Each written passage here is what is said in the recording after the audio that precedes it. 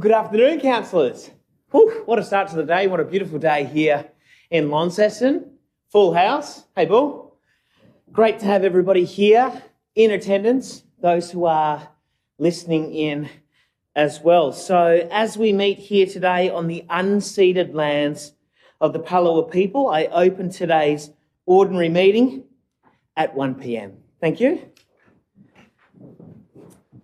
I would like to make one mayoral acknowledgement at agenda item number 2, as of the news as of yesterday, to thank and to really pay my tribute on my very short journey so far in the role of mayor to our CEO, Michael Stretton, who did, as of yesterday, the media release came out, to his resignation as he will be moving on to the CEO of Hobart. So I would like to just formally and on the record say to you personally, Michael, thank you for the work that you've done with me in this short period of time, but in more so the work that you've been doing for our community and for our council in your 6-year tender for the city of Launceston.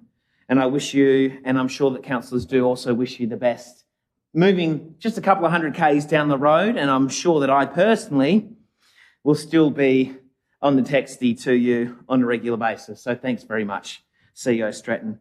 3, declarations of interest. Now, I do note that today we do have some work to be done around community grants.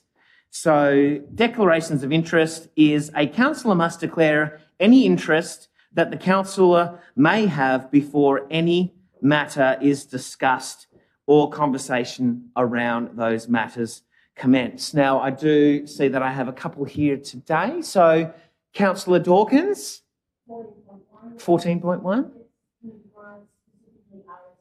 RSPCA. Thank you. Councillor McMahon. Thank you. Excellent. So those being noted in the minutes, Anthea. Great. Okay. Agenda item number 4, confirmation of minutes. So the recommendation is that the minutes of the ordinary meeting of the City of Launceston Council held on the 19th of October be confirmed as true and correct record. Somebody to move? Councillor Harris. A seconder? Councillor Palmer. Putting that to the vote. All of those in favour? That is all councillors present. Thank you. And noting as well, as a part of the opening of the meeting, that Councillor McKenzie is an apology today. I did skip over, sorry. Agenda item number 5, council workshops. 5.1, council workshop report from the 19th until the 26th of October this year. So the recommendation is that council notes the workshops conducted and attended since the last council meeting for these purposes described, which are the development of South Prospect draft headworks terms, Buckby Motors presentation, Launceston City Heart traffic calming, High Street and Howick Street safety improvements, Launceston Transit Centre York Street proposal, development of South Prospect activity centre uses and zoning, off-street parking infringements, and long-term financial plan. Do I have somebody to move the recommendation? Councillor Harris? A seconder, Councillor Walker. Councillor Harris, would you like to speak to any of the conducted workshops? No?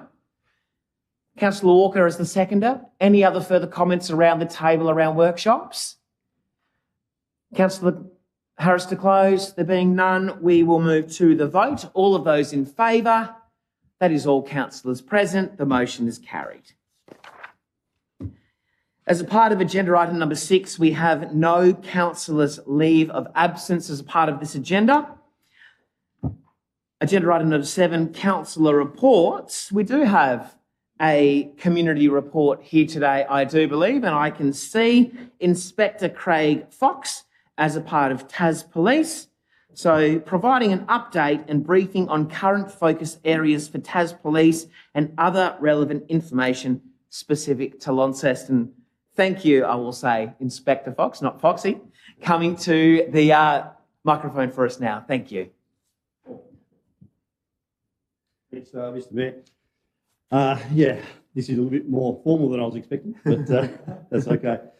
Look, I've only got, I think, 3 to 5 minutes to talk, so I've really got to hold my scope right down to probably around the CBD area of Launceston, and I'm concentrating on youth offending. What I first originally did was looked at a broad range of public order issues for the Launceston area. I would be here for hours. Not saying it's out of control or anything, but I would be a long time talking about each suburb, the issues we're having, and what we're trying to do. So we'll just bring that scope back to the Launceston CBD. Firstly, my name is Craig Fox. I'm the Inspector in charge of the Launceston Division. I've been in this role for about 5 months, having spent probably most of my 28-year career in crime and drugs. So coming back into a uniform role, which is concentrating on public order, youth offending, concentrating around CBD, has been a real eye-opener for me in the last 5 to 6 months. I want to start off with just a couple of things. Firstly, youth offending seems to be a really big topic of conversation everywhere you go at the moment. I'd like to say that when you're starting off from a really small base of youth offenders, which we traditionally have had in Launceston, then any increase seems like a large increase. The reality is, compared to a lot of places in Australia, we are extremely safe and our youth offenders are extremely low. A couple of things that have impacted on our youth offending rate recently. I'll call it the 0 to 0 factor. We don't see that slow transgression into offending that we have seen in the past, where as a youth offender you might start off in relatively small crimes, petty crimes, and then lead into some bigger stuff as you're getting older. It still happens, but we're seeing a little bit more offending from nothing to stabbing someone, which is of concern. We've also seen a fairly significant rise in female offending, young females offending, which once again traditionally we haven't sort of seen over the last 20 years, but at the moment we're seeing groups of young females, particularly in the CBD, which again are a bit of that 0 to 0 factor, where they haven't really come under our attention before, and all of a sudden there's a major incident in a mall or at a bus stop. The last thing I want to touch on, which it's only anecdotal, but the Ashley Youth Detention Centre has probably seen the least amount of numbers within that detention centre for quite a few years. And I think, my personal opinion is that is having an impact on the youth crime rates within Launceston. There has been talk of going to a therapeutic centre and lots of things, which is great. We need to support the youth and trying to reduce the youth offending. But if we don't have any other area to unfortunately incarcerate people and keep the public safe, then these offenders are out on bail. They're on, we're trying to engage them with school, keep them in the community, and I think that has had an impact on the rates of offending. Just some quick stats. Can't hear me? It's just not high enough. I usually speak really loud. That's okay. So I don't want to bore you with any statistics, because statistics, well, I say 90% of them are made up. But joke. But statistic-wise, we have had an increase of youth offending within the Launceston area, I say the Launceston suburb area, which is traditionally the CBD and fairly close around. So I'm just going to concentrate on that area. Generally goes from the CBD out towards Eltham Road, Wellington Street, the start of Invermay Road and Henry Street. The figures I'm giving you are for the financial year to date, so about a 4 to 5 month period. Within the Launceston suburb, so pretty much the CBD, we've had 17 serious crimes committed by youths.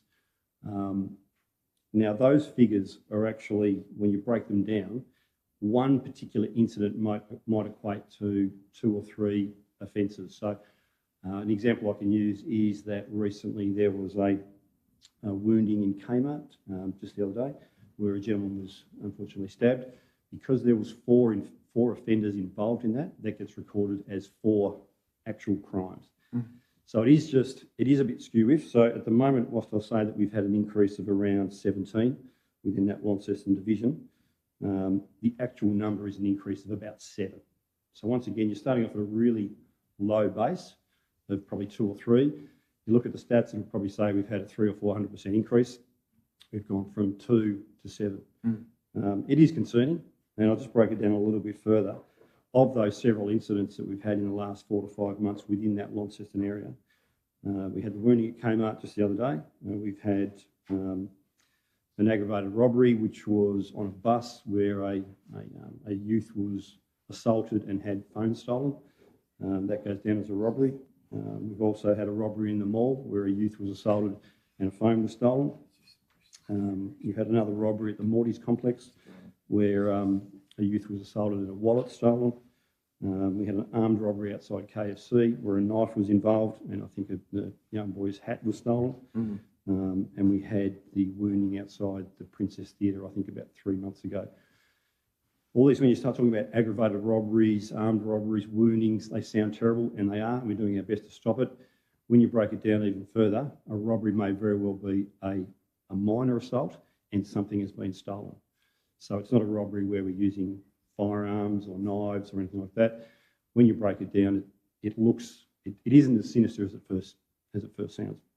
Having said that, it goes down to serious crime. It has increased in the Launceston area, and we're trying what we can to actually fix that. What we are doing, so with me being in charge of the Launceston division, I've had a real increase in focus on high visibility police within the CBD area. We had 16 new police graduates come to Launceston in September. Unfortunately, we are the main station in the Northern District, so we're a feeder station to everywhere else which has got a vacancy. In the last few weeks, we've probably lost about 10 people to the Central North Division, which is Deloraine, North East Division, which is Georgetown, West Tamar, these sort of areas. So our numbers do come up and down quite a bit. So with the increase of those numbers a few months ago, that was great. We could have some really high visibility patrols in the CBD. That is still very much my focus. I've created a group called our CBD Focus Group, which at the moment only equates to 1 sergeant and 4 or 5 constables. But their primary duties is to patrol the CBD, to investigate any crimes within the CBD that doesn't involve our CIB, who generally deal with this serious crime, to engage with the shopkeepers, to detect people who are committing offences no matter how serious. And if we can get those people before either a police charge room or a magistrate's court, we put conditions on those people, and then we can actually prevent those people. Is that my time up? No, it's not Mission Impossible. Okay. Mr. Baines, that's $20 fine at LGAT. Yeah. That's right. And just a reminder to everybody to have their phones on silent. So what we're focusing on is getting that high visibility police in key places at key times. So we know that between 2 and 7 p.m. is probably our key time for offending within the CBD. We know that it's generally through the mall, Charles Street,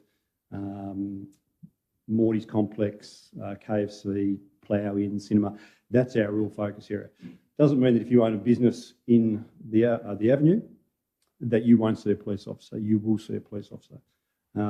What we really aim to do is deter by our presence, and if that's not good enough, then a quick response time so we can deal with the offenders there and then if that means we can put them on bail and prevent them from coming into the CBD, prevent them from associating with the people that are leading them down the wrong path, then that's our aim and focus at the moment. The shifts that work throughout Launceston, 24-hour shifts, generally 2 sergeants, 8, 9, 10 constables on each shift.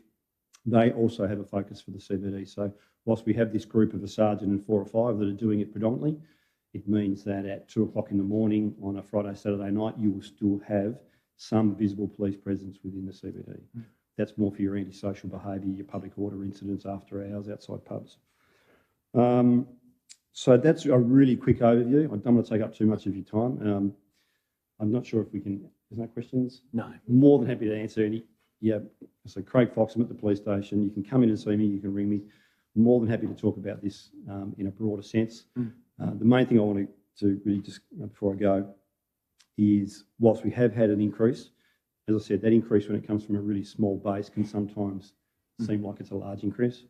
And we have plenty of strategies in place. It's a really high priority for Tasmania Police to keep shoppers, business owners, employees, everyone that comes into the CBD to be as safe as they can, high visibility police presence, lock up the offenders where we can, get them on bail or worst case scenario for them, get them incarcerated.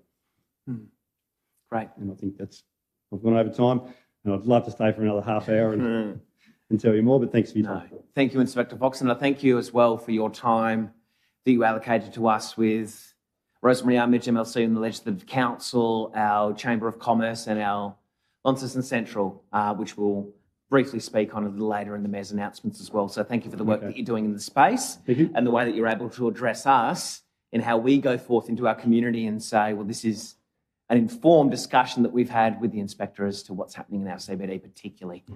Cheers. All right. I'd love to stay, but I do have to go, so thanks very much. No worries. Thank you. Thank you very much. Okay, moving forward to agenda item number 8, which is public question time. 8.1, public questions on notice.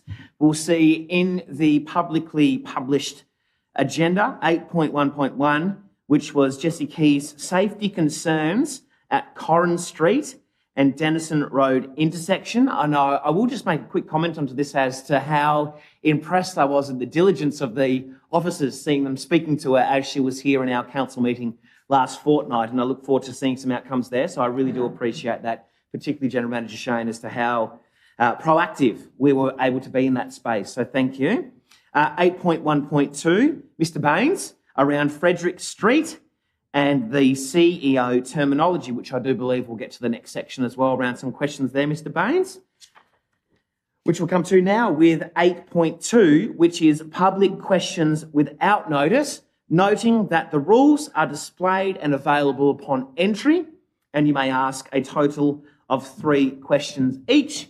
Mr. Baines, having moved to the microphone. Thank you, Mr. Mayor. I'm not sure whether changing a name improves productivity. However, why was it deemed necessary to change the title of General Manager to Chief Executive Officer? Thank you for your question, Mr. Baines. So this is something that the council viewed as a part of moving forward with current organisations and current structures throughout those organisations. And it was something that did come through the local government, and you'll see a few CEOs around the state and further conversations even coming from the Local Government Association of Tasmania conference, even coming from this morning and yesterday, that there are continuing conversations around other general managers looking to move forward to the title of CEO in this space through local government. Thank you.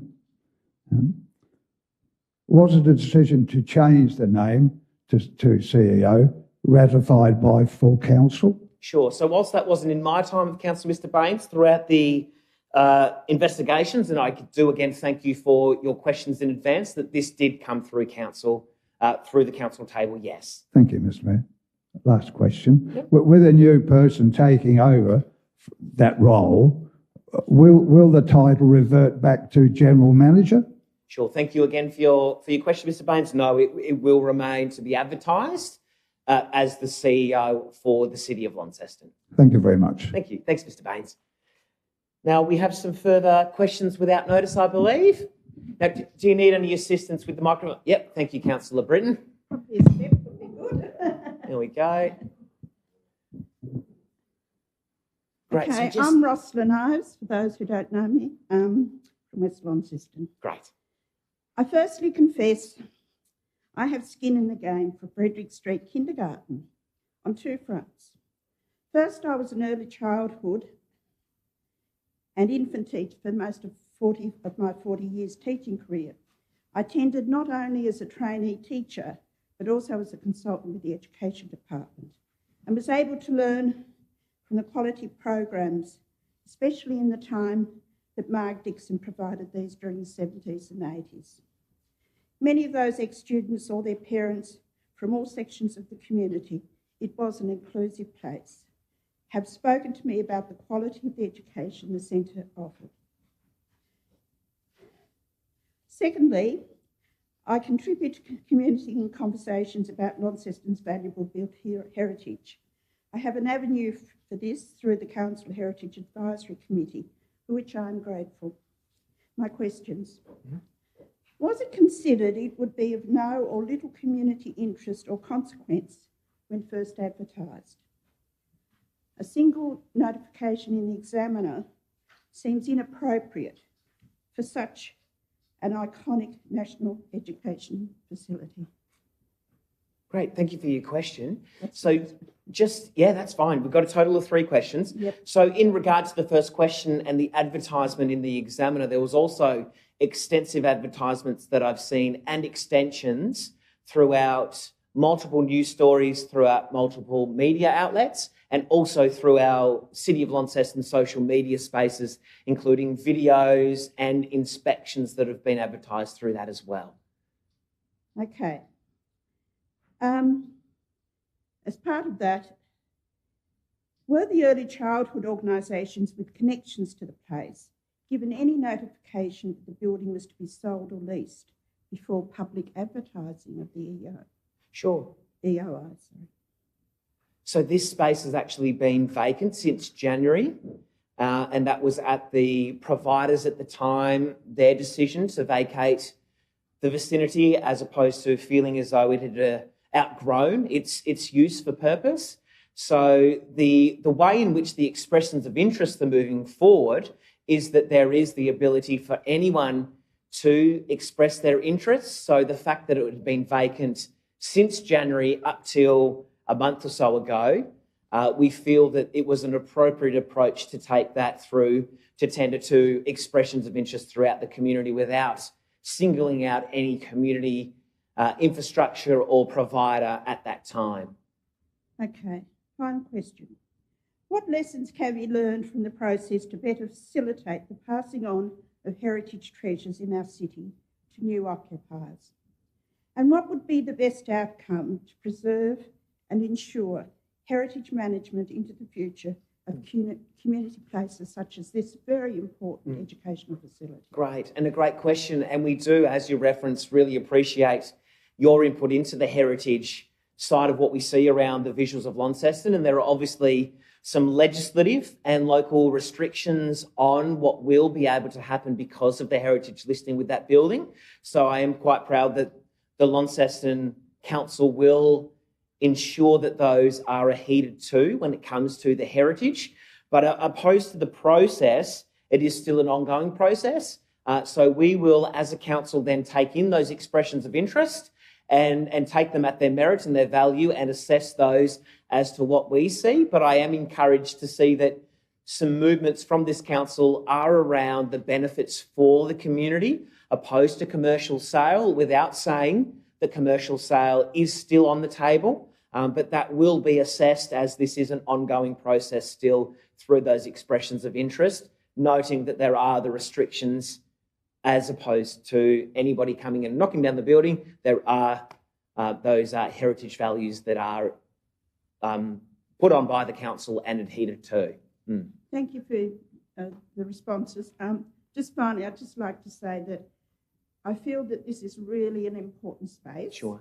And for the council collectively to have spent a bit more time publicly consulting with the community would have been fabulous. Sure. So I think as a whole, there will be about 60 days in total that this has been available, and there has been councillor comments around that time frame. But I do thank you for your opinion on that, and we will continue to converse and to work with our community around their EOIs and their expressions of interest. Yeah. Thanks very much. Thank you. Were there any further questions without notice?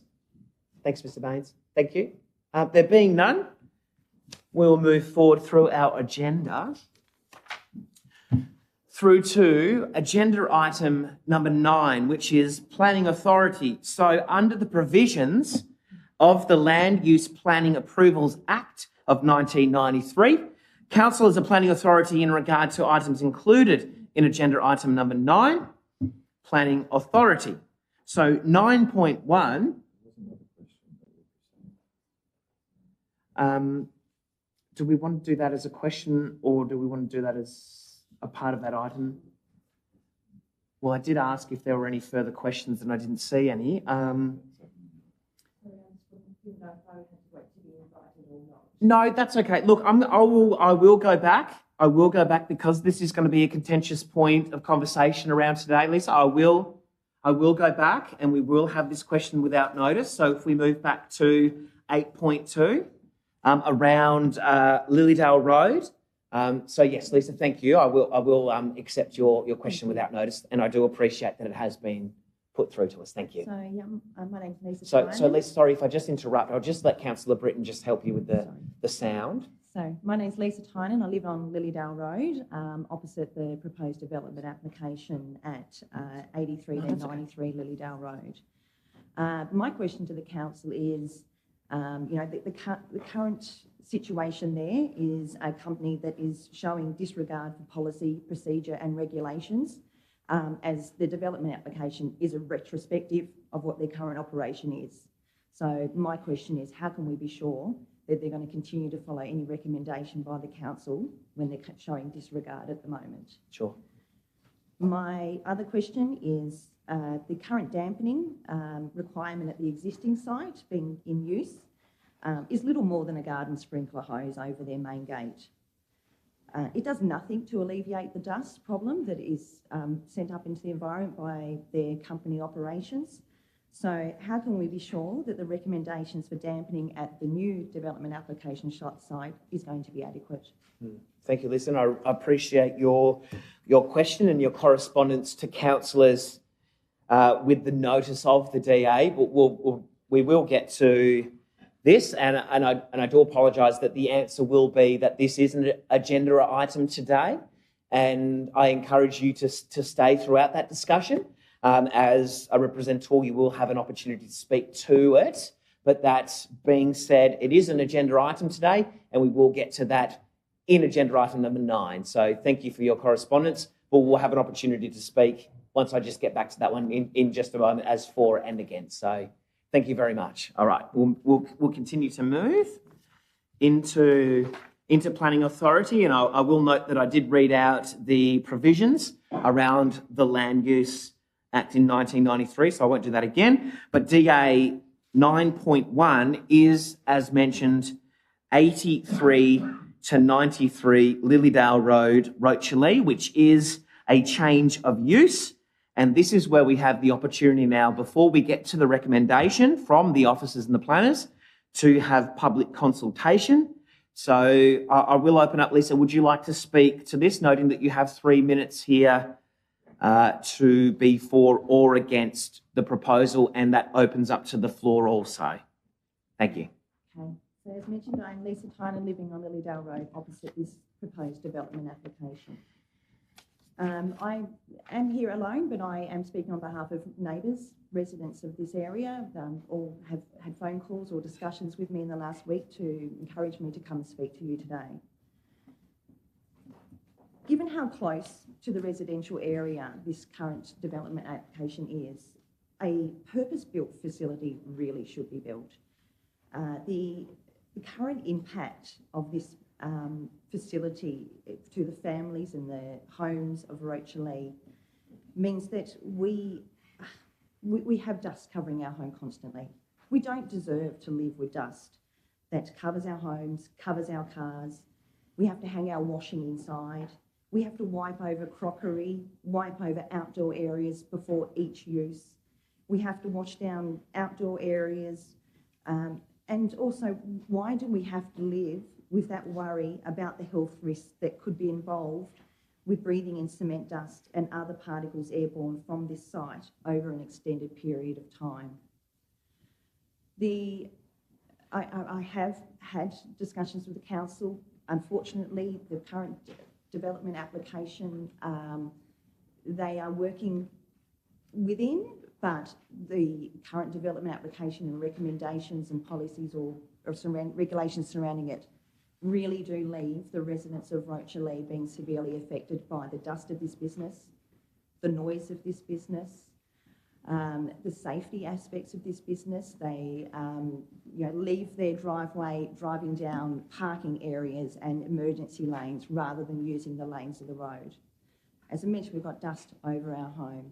I have children who have been from the age of 4 and 7 up living over the road from this place. I have lived there for 20 years. My neighbours have lived there for 30 plus years. This business has only been there for 10.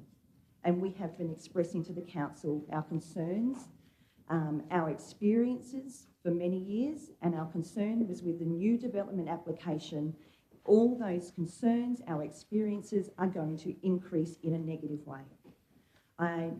My concern, as I mentioned in my questions, is that the company is showing a disregard to policy, procedures, regulations. This development application is retrospective of their current use of that area.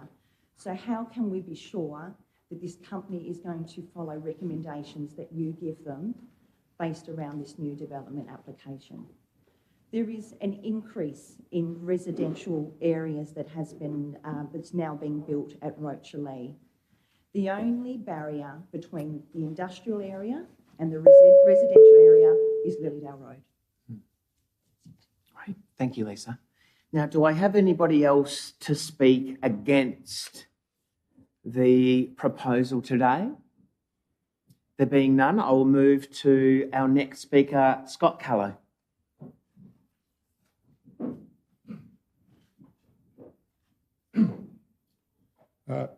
Good afternoon. My name's Scott Callow. I'm the General Manager for Tasmania for Crossroads Civil Contracting. Basically, a lot of the stuff that was said before, there is a major issue there as far as an industrial land, which we've had since 2005, and residential on the other side. Now, it's our position with Crossroads, we're actually looking to move. We've had meetings with Northern Midlands Council to move site as far as all the civil, the asphalt and everything. And there'll be councillors aware here that we want to move our concrete plant out as well. So obviously, like it's not, we've bought industrial land to do an industrial work. And we have just, for instance, we've just spent $15,000 putting in another sprinkler system, which is automated, can run off a mobile phone, so that it runs 24/7 if needed. We also, as far as the, we're going to do what we've said in the DA.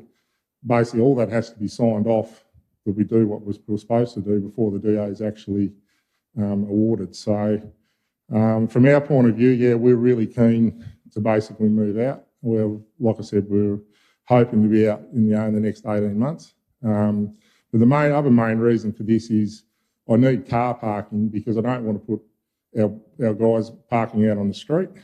And we've come up with a new traffic management plan for our yard so that we've got one entry and one exit. And in order to do that, I need to remove the cars out of our depot to park on the land that we own next door. So that'll be all sealed, have the sprinklers. We'll put a big earth berm along the front, it's in the DA. In order to sort the traffic management issue that we've got internally, we need to be able to move our staff, the car parking. So we've got, in times, we've got in excess of 100 employees there, so you can appreciate that it is quite cramped in there. Our business has grown. We're really keen to move all of our stuff out to our site at Bredorbin, and obviously we need to find another location for the concrete plant. So all up, it's never, we've tried. What we do, with the way that it's been zoned, you've got industrial right here, residential right there, you're always going to have issues. So for our company to grow, we need to be able to operate more hours. We've kept, as council aware, we haven't had any complaints in the last 6 months, I don't think, that we've been aware of. So we're really keen to get out of there. So thank you. Great. Thank you, Mr. Callow. Okay. Now, were there any other speakers to 9.1?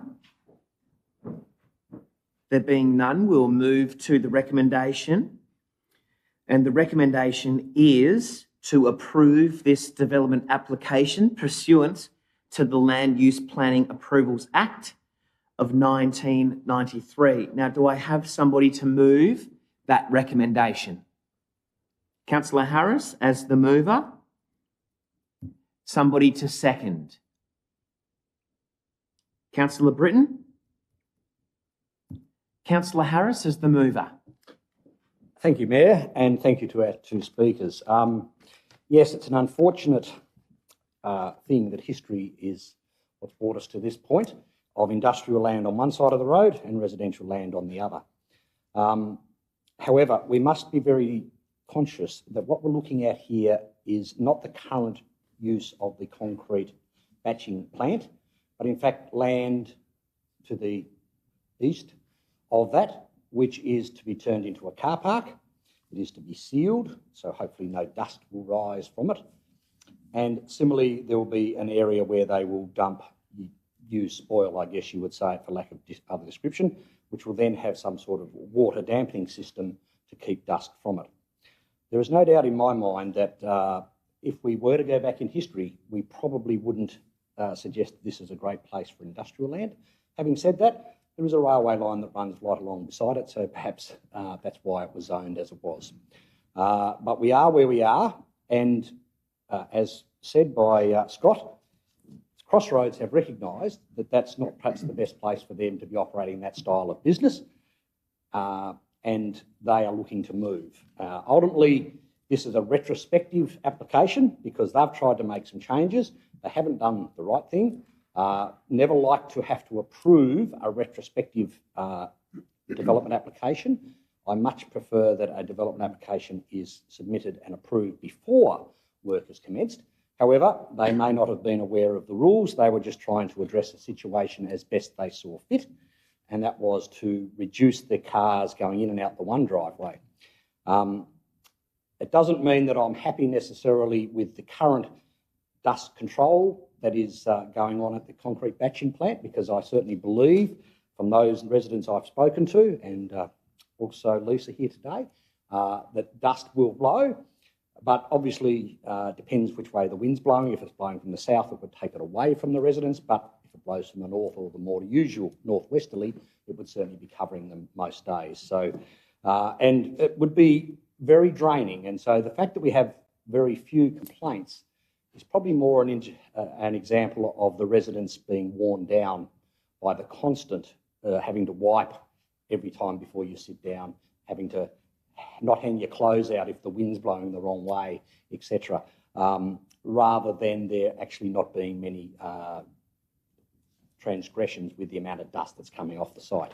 So I think that Crossroads are doing the right thing by wanting to move to a more suitable site where there's more land before they run into other residents and probably other businesses, unless they're in the same type of business and like dust all over everything. Unfortunately, making roads, making concrete is a dusty business. I guess the only real solution would be to totally enclose the whole process in a very big shed. But that would be difficult on that site, but not impossible. But we are not here to talk about what's happening with a concrete batching plant. Very important we concentrate that we are talking about just the land to the east for the car park and where they are putting the spoil at this stage. That's what the DA covers. Thank you. Thank you, Councillor Harris. Councillor Britton is the seconder.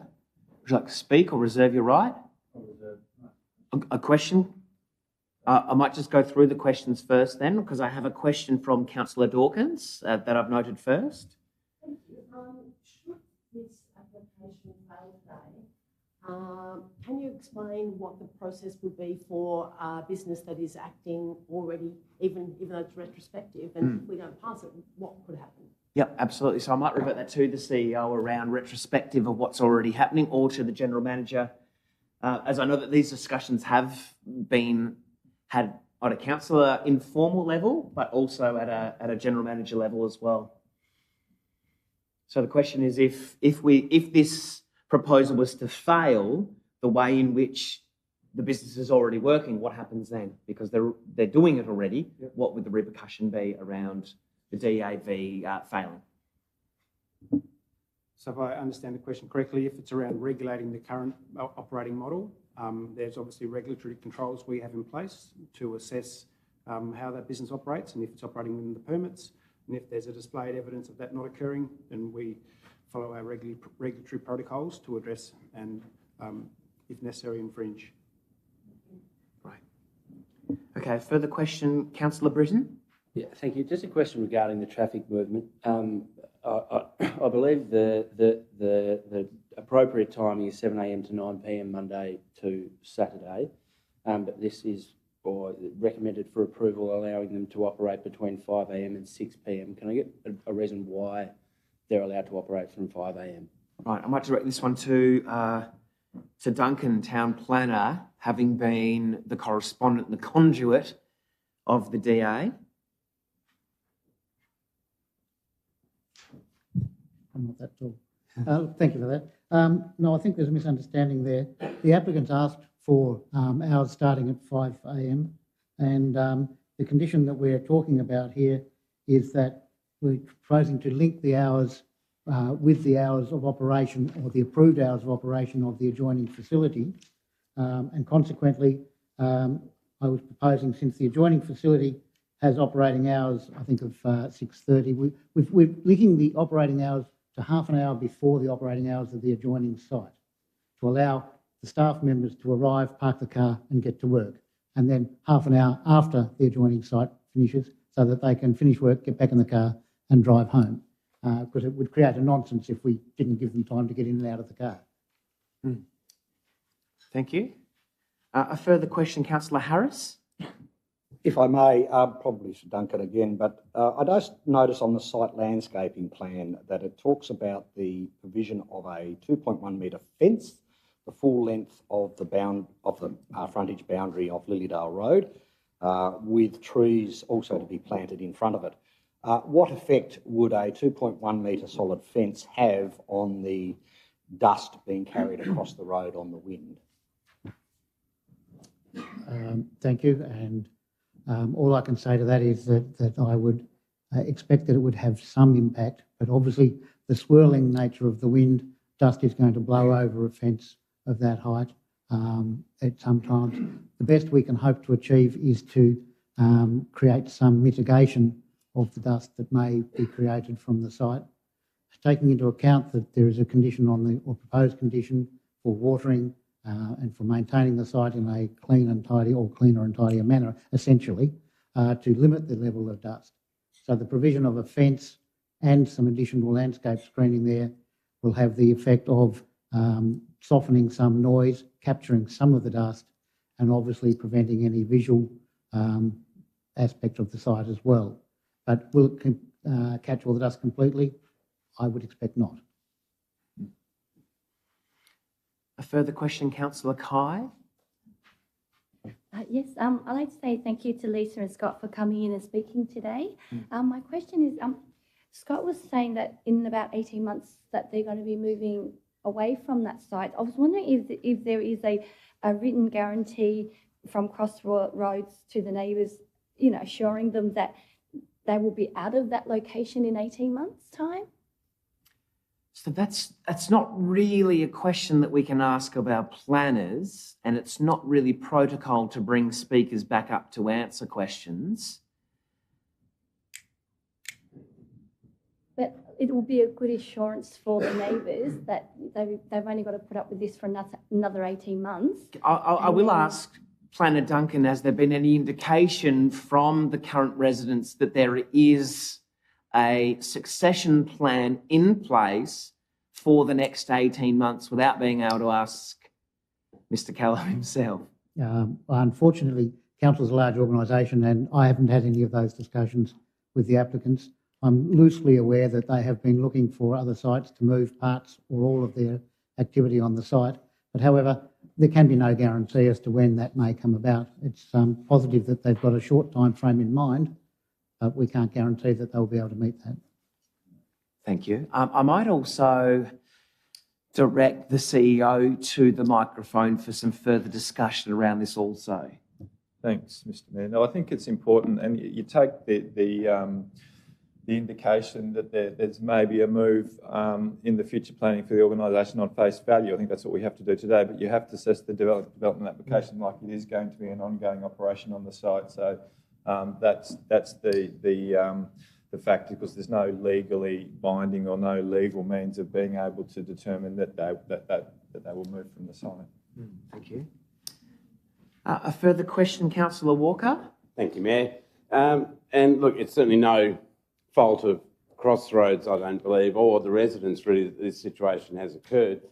It's my understanding that this was general industrial land previous to the iteration of the statewide planning scheme, and it's now light industrial.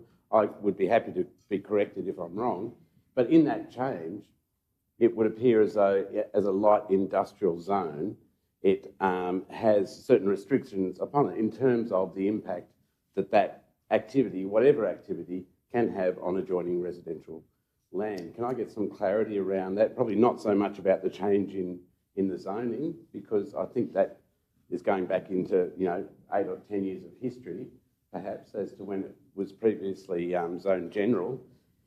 But certainly, what are the limitations? What is the guidance that is given for light industrial land when it comes to impacts on adjoining properties? So we might direct this one to the CEO around the process Thanks. of the land use and Thanks, the Mr. impacts. So there is a pre-existing use right in terms of the way that they engage in the site, so they have got a right to continue using it in the way that they have, even with a zone change. The issue basically comes to at junctions like today, when you're seeking to lodge an application that might be different because the zone provisions have changed. The requirements of the Environmental Pollution Control Act don't change. So depending upon the zone, they need to be, enforced and complied with irrespective. But largely, that existing use right certainly prevails. So. And further questions, if I may, Chair. Yes. So those rights continue while it's the same owner or operator of the site, I presume. Thanks, Mr. Mayor. No, CEO? yeah, the operator or the owner makes no difference. It's the use of the site. So. And one more question then, if I may. Would it seem apparent that we are caught in a little bit of a bind here because of that those existing uses have carried over. My understanding in light industrial zone is that you cannot, from a light industrial zone, which it is currently zoned, even though operating under the previous zoning considerations. But normally a light industrial zone, i.e. if Crossroads was to move out and someone was to move in, they wouldn't be able to continue that practice. That's the situation we're at. Would that be a fair assessment? Well, let's direct this one to Town Planner Duncan. Okay, thank you again. And further to what the CEO's been explaining, the answer is no, that's not correct. Effectively, the approvals that are in place, whether they be based on existing use rights or whether it comes from the permit we're talking about today, once that approval is granted, it does not expire. Unless we put a specific date on a permit that makes it expire, it doesn't expire, it remains. So in this instance, the current users of the site may choose to move to another site in the next 2 years, right? And another company that operates essentially the same can come in and do the same thing. So in which case, was any... sorry, I do have another question now. Fine. Thank you, Chair. Okay. In which case, was that a limit on the permits that are being sought today explored? Short answer, no. Sure. Yep, thank you. A question, Councillor Pentridge? It's more of a comment rather than a... So this will be your speaking time? Could it be? Yeah. Look, knowing a little bit about it, and I don't want to remind everyone about how old I am, but I can remember before that area was developed, and that I can't, it's sort of a no-win situation. The residents of that area have been treated pretty poorly for a long, long time. Now, and unfortunately, it's no fault of theirs that, yes, there was a railway line there. Yes, it was originally, I think, built by a gentleman by the name of Fletcher, and it was leased to Brambles. When the go in transport was containers, and that was why it was built there, and that's probably why at that time it got zoned commercial or whatever, what it is now. But that was a long time ago, and I don't think that the residents, they have been complaining about this for a long, long time, and we've really got no solution. So, yet, we've been put in a position, once again, where we've got to try and please everyone. Crossroads, and Mr. Callow is known to me, and I'd go as far to say a good friend. So I hope he doesn't thump me at the end of the day. But I can't support this. I think it's time that the residents, if there's no legislation or no rules to protect them, then I'd have to vote against it to put pressure on the company to get on and move. So I won't be supporting the application. I'll be staying with the residents.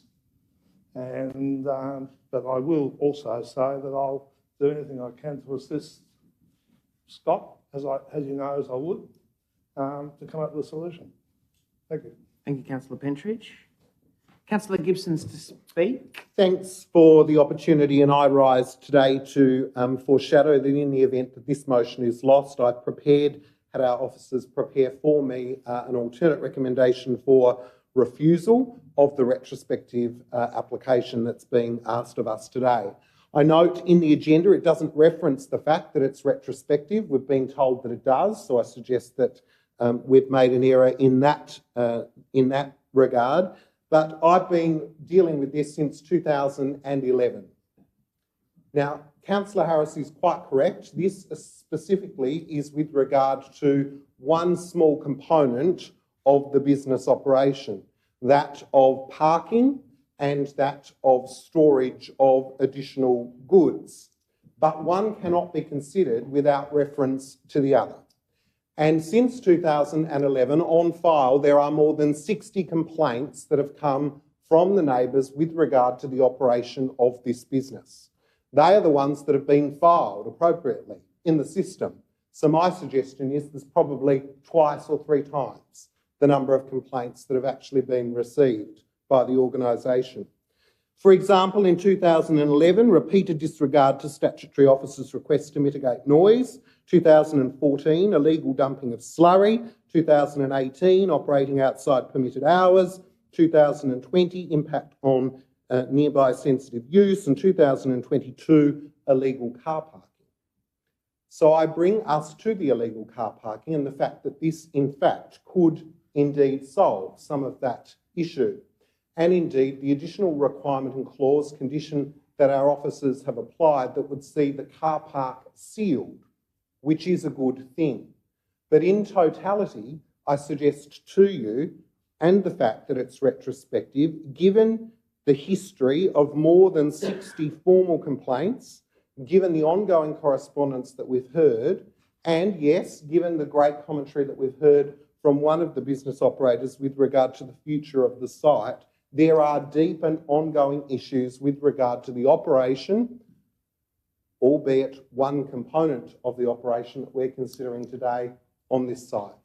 So I would suggest to councillors that if we vote against it, that then an alternate recommendation that I'll move will be for refusal, and that will be on the grounds that it does not sufficiently minimise off-site emission, that it doesn't work with regard to the timing of vehicle movements, and it doesn't satisfy the hours of operation in terms of the amenity of the neighbouring use. Thank you, Councillor Gibson. Now, was that a question, Councillor Dr. Raze? Thank you. Well, it seems that the major concern now is about the health impact of the dust on the neighbours. And this is what we need to take really urgent action, because I can't believe how they lived all these years with their children and all the dust flying around, and we know the consequences of that on their lung disease. So what I feel, perhaps I can address a question now, how high we should put, if we want to build a wall, how high we can make it to reduce the risk of dust spread. You mentioned, was it 2.1 meter, your recommendation? But probably that's too low. But how high we can go in which we can maximize the spread of the dust? So Councillor Raza's question, I guess, is around logistically and legally, what recommendation can council make to a fence? Look, it's an interesting question, but to address that properly, serious studies and investigations would need to be undertaken. I mean, this is about the wind patterns in the area, the transport of dust, how it actually moves. To ask for a fence height greater than 2.1, we would have to undertake or require the applicants to provide the evidence to demonstrate how high the fence should be. And we haven't gone down that avenue at this time. And just something to add from CEO. Thanks, Mr. Mayor. So, look, I think to consider the way of mitigating, dust and noise emissions from the site, there's no one thing that will actually be the mitigant. So I think a fence plus what's being proposed in respect of additional sprinklers, those type of controls is really what needs to be considered, as opposed to just saying a larger fence will fix it. I think it's part of the problem, part of the solution, but it's part of a broader solution that needs to include the other proposals that have been suggested. Thank you, CEO. A question, Councillor Dawkins? Thank you. Can I just ask, was the new watering system the one that was in operation during our inspection? So that's going to be a difficult question to ask in terms of what Council has seen, reflecting on what we were there to visually inspect when we went last Thursday. Thank you, Manager Ryan. I'm seeing a shake of the head in the back room. So my understanding may be that no, that's not the existing, what was cited on the tour. There has been an upgrade to that, I believe, to be the case.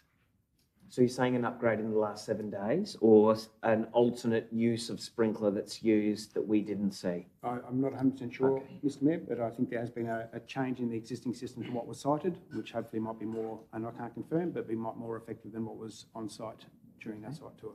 Sure. Thank you. Councillor Harris with a question? Yes, just a question regarding item 10, where it says dust emissions from the land must be controlled to the extent necessary to prevent environmental nuisance beyond the boundary of the land during development and use. Such control must include, but not limited to, automatic watering of the material storage bays, regular watering of the roadways or ceiling, to the satisfaction of the manager city development. That dust emission comment only applies, I assume, to the car park and the storage of spoil rather than the whole site. Question. Town Planner Duncan, around the actual location of what we're assessing to the dust. Thank you. Yes, Councillor Harris is correct. This application only deals with the property concerning the car park and the additional storage of materials. So the condition talking about dust control is related only to that property. Nothing in this application deals with the adjoining site containing the concrete plant itself. Thank you. A question, Councillor Gibson. Thanks. Responding with regard to that answer, how does one delineate what dust is coming off one part of the paddock and one part of dust coming from another? What's the scientific methodology that actually allows you to measure the dust that's coming from the car park versus the pile of concrete 1 metre next to the car park? With all due respect, we can't do that. It's not a practical solution or suggestion. This application only deals with this property, and therefore we can only apply conditions in regard to this property. So if we can mitigate, diminish any dust escaping from this property, that's the extent that this application can run to. Any issues with adjoining land will have to be dealt with separately. A further question, Councillor Gibson? A subsequent question, thank you. I don't understand then the actual control that's able to be applied to the undertaking, specifically in condition 10, control of dust emissions. I need an understanding of how that works with regard to the business operation being what it is, as opposed to one small component of the sealed of the site. I hear what you're saying, I respect what you're saying, but I don't understand how then point 10 is even included as a condition if effectively it can't be delineated, separated, and you can't actually measure where the dust is coming from. Town Planner Duncan? Thank you. The condition proposed is to mitigate or prevent, but prevent is an excessive word, so to mitigate dust from this site. So if there is dust coming from another site, there is dust coming from another site. The proponents will be required, to provide mitigation measures in the form of sprinklers, in the form of sealing some of the road surfaces to mitigate the release of dust. So if there is evidence that dust is, as in visual evidence, that dust is billowing from the storage bins on this site, then they won't have undertaken their responsibility in regard to this application correctly. We cannot put any further condition on here to require any action on an adjoining site. Thank you. I've just got a question from Councillor Britton first. Thank you. Councillor Gibson has kind of asked all the questions of me, but if I can just ask a question, the company's obviously been running with all these complaints for the last decade. I understand how these things work. We're not allowed to take in the other address, the other part of this area, this site, into our methodology today, but I do hear what Councillor Gibson's saying. My question is the site that we're not currently scrutinising, are they doing enough to mitigate the dust as is, regardless of what we're talking about with this DA either side? So we might refer this to the General Manager as though it does make sense. It's just not really part of this development application, but I'll let the General Manager speak to it. Okay. Yeah. So it would appear that there are some controls in place. The effectiveness of those would probably be debated around the table, I would suggest. But we obviously, as mentioned earlier, there is measures for us to undertake regulatory actions if there's suitable evidence to suggest that is causing an ongoing issue. But there is my understanding, some controls in place now. But yeah, the outcomes and deliverables of those to be discussed. A further to speak or question? To speak.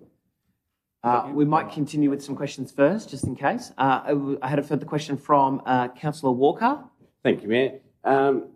And bearing in mind that Councillor Gibson's foreshadowed an alternate motion to refuse if this is not successful. If it was not successful today, this application, what would the implications be for the business? Does that mean that they would cease operations on that site because they do not have the permission to do what they are currently doing?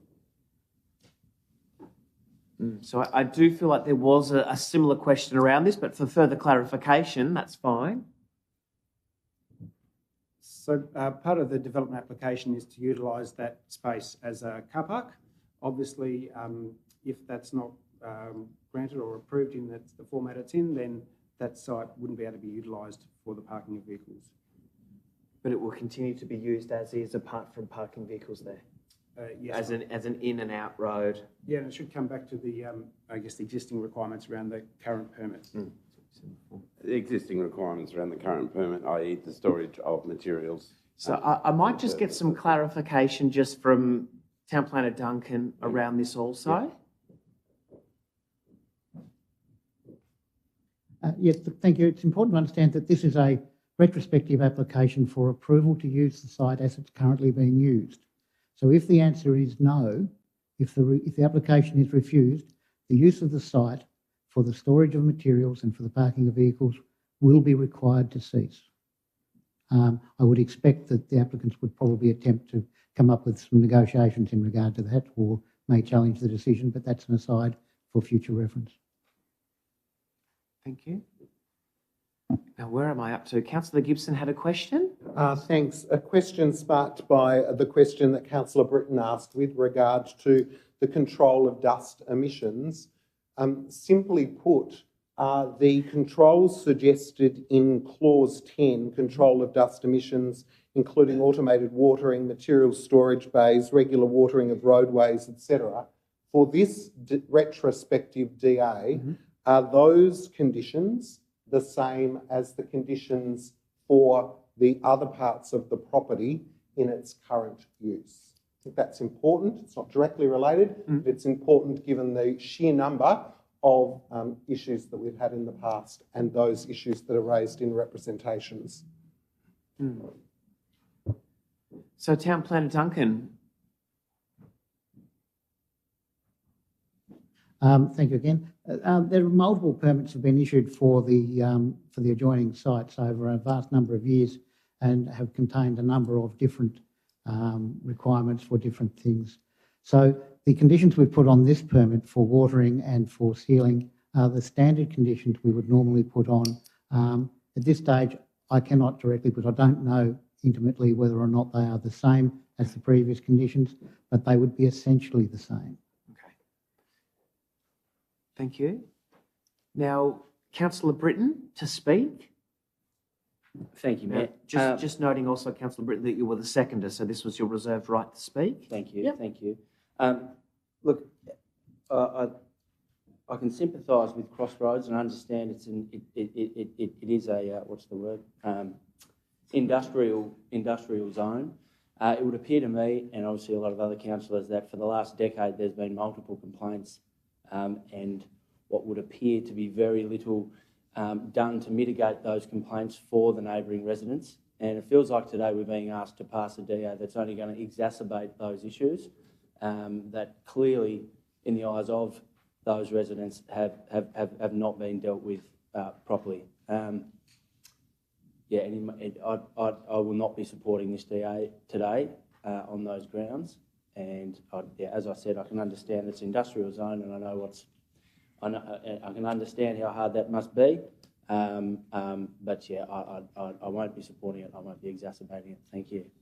Thank you, Councillor Britton. Any further questions or comments around the table? Okay, a question first, Councillor Harris. Just a question regarding the current zoning of the land and the permitted uses of that land, if we can, in regard to storage of spill and perhaps even use as a concrete batching plant.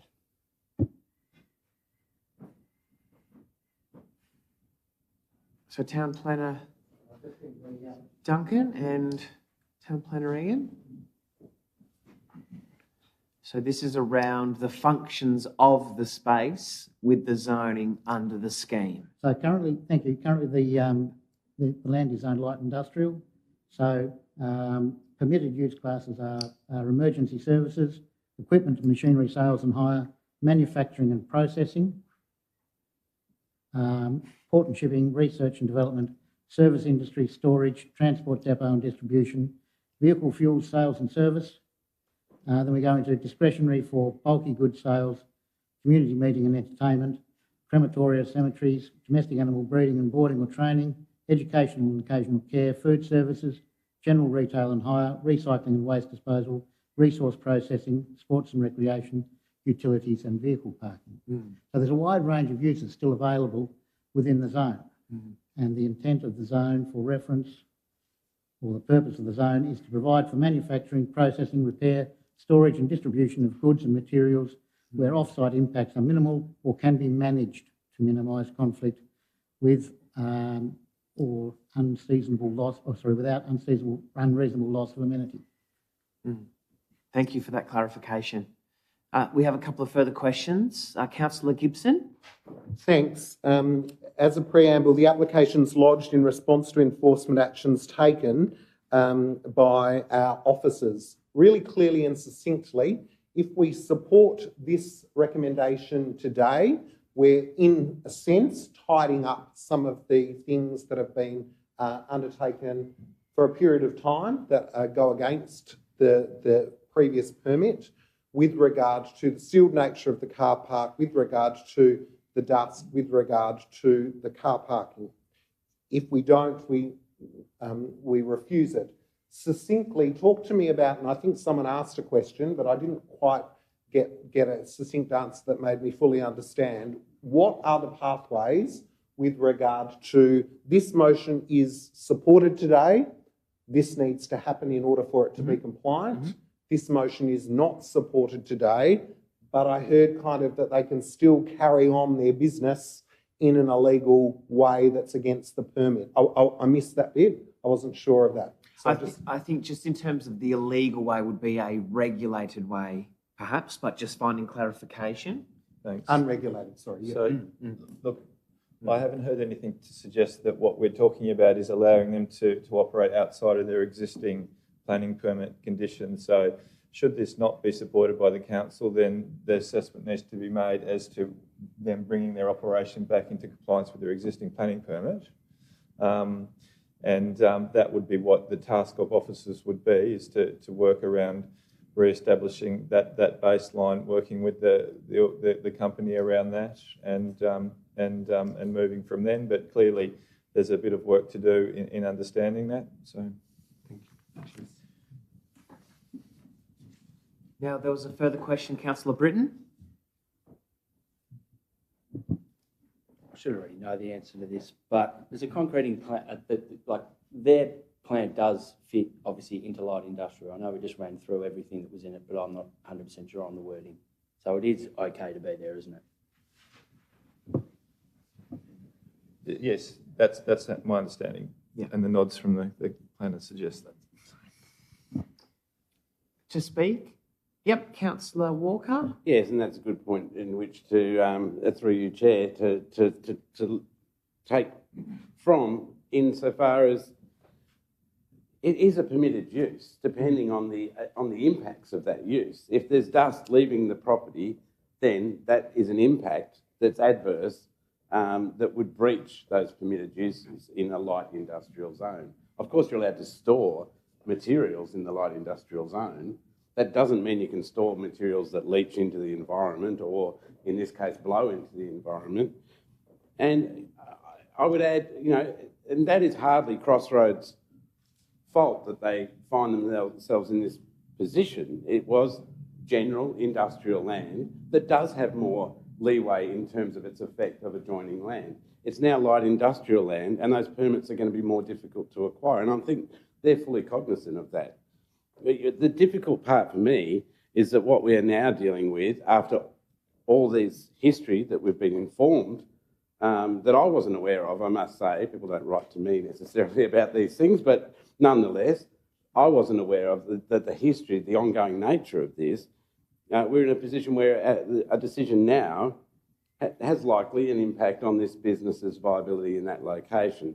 I would like to have think that maybe 18 months ago that process might have begun, and that a suitable location might have been found, or a suitable solution might have been found, rather than a decision today, which could of course be appealed. That might prolong the process somewhat, who's to know. But nonetheless, a difficult decision today, bearing in mind that I think we would all agree that we would like to see Crossroads continue operation within our municipality. I think we would all agree, and I can't speak for my fellow councillors, that we would like to think that those residents in that area can live and breathe in a clarified air. So, that, I suppose, for me, is the nub of it. That's the point of this whole decision here, which I'm struggling to. I would have preferred that perhaps this permit came to us in a limited form with a negotiated timeline, that this permit might be available for 12 months, should we say, in giving the company time and the residents reassurance that there is a finite end to this process. But that's not what's being presented here. If today this development application, permit application is not successful, I would like to think that there may be a pathway to negotiate a limited future for that site while other arrangements are made available. And indeed, that council, may have already and may continue to play an active role in those alternative arrangements, whatever they might be. But at this stage, I stand not to endorse, to vote for or against. I'm completely torn in as far as that goes. Thank you, Chair. Thank you, Councillor Walker. So a question, Councillor Britton, and then Councillor Harris. Is there a way we can impose a time limit on what we approve today? Let's call it 24 months. That's a question, CEO. Thanks, Mr Mayor. I don't think through this process you can. Council has opportunity and avenues through environmental protection notices under the Environmental Management Pollution Control Act. There's the potential to utilise that tool to certainly require upgrades by certain, that works be done by certain timeframes, and to impose those type of measures, but that needs to be investigated. As I said before, that we need to understand where things sit with respect to the existing approvals, existing observations of officers, and those sorts of things. So that would be the most appropriate tool. A further question, Councillor Gibson? Oh, Councillor Britton? Yeah. On that, is there any way we could take some time to see if we could mitigate what is currently there, allow them a permit to operate for another 2 years, thus reassuring the residents that after this they're probably not going to get lumped with another concreting plant, and allowing Crossroads the ability to continue their business, potentially change site, and potentially everyone's happy? So that would be laying it on the table, wouldn't it, really? Well, just finding clarification, Councillor Britton, around the time frame around this DA. Obviously, we have parameters, even from just being in Devonport, speaking around the days and the time that we're able to assess. I think, given the recommendations of officers, it would be difficult to be able to provide an alternative and satisfactory recommendation around a time frame in, deemed approval in 4 days' time. So I don't think it's an option that we have today. But as I said, we would need to reassess pending the decision of the council today in terms of what the best approach to for officers to pursue, and that may well be an environmental protection notice, in which case that's likely what we would need to investigate. Question, Councillor Harris.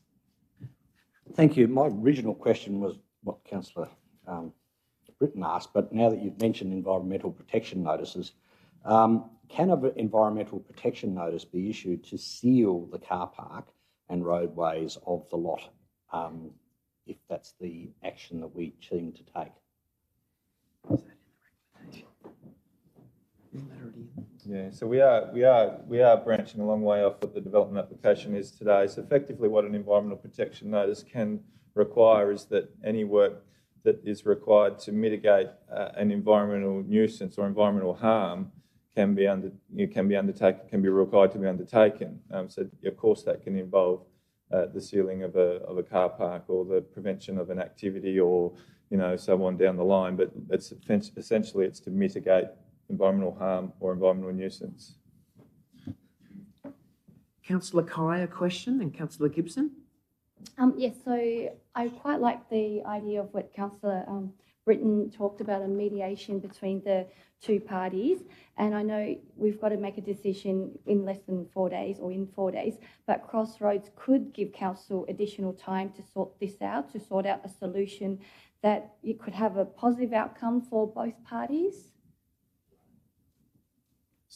So the question is, Crossroads, we could ask Crossroads for additional time so that we could mediate a solution so that both parties would be happy, so that we don't end up with an outcome today where one side or the other side is not going to be happy. So my understanding from what the CEO just said was that there's not sufficient time for this particular application, so we'd have to approve or decline this one to then get it moving?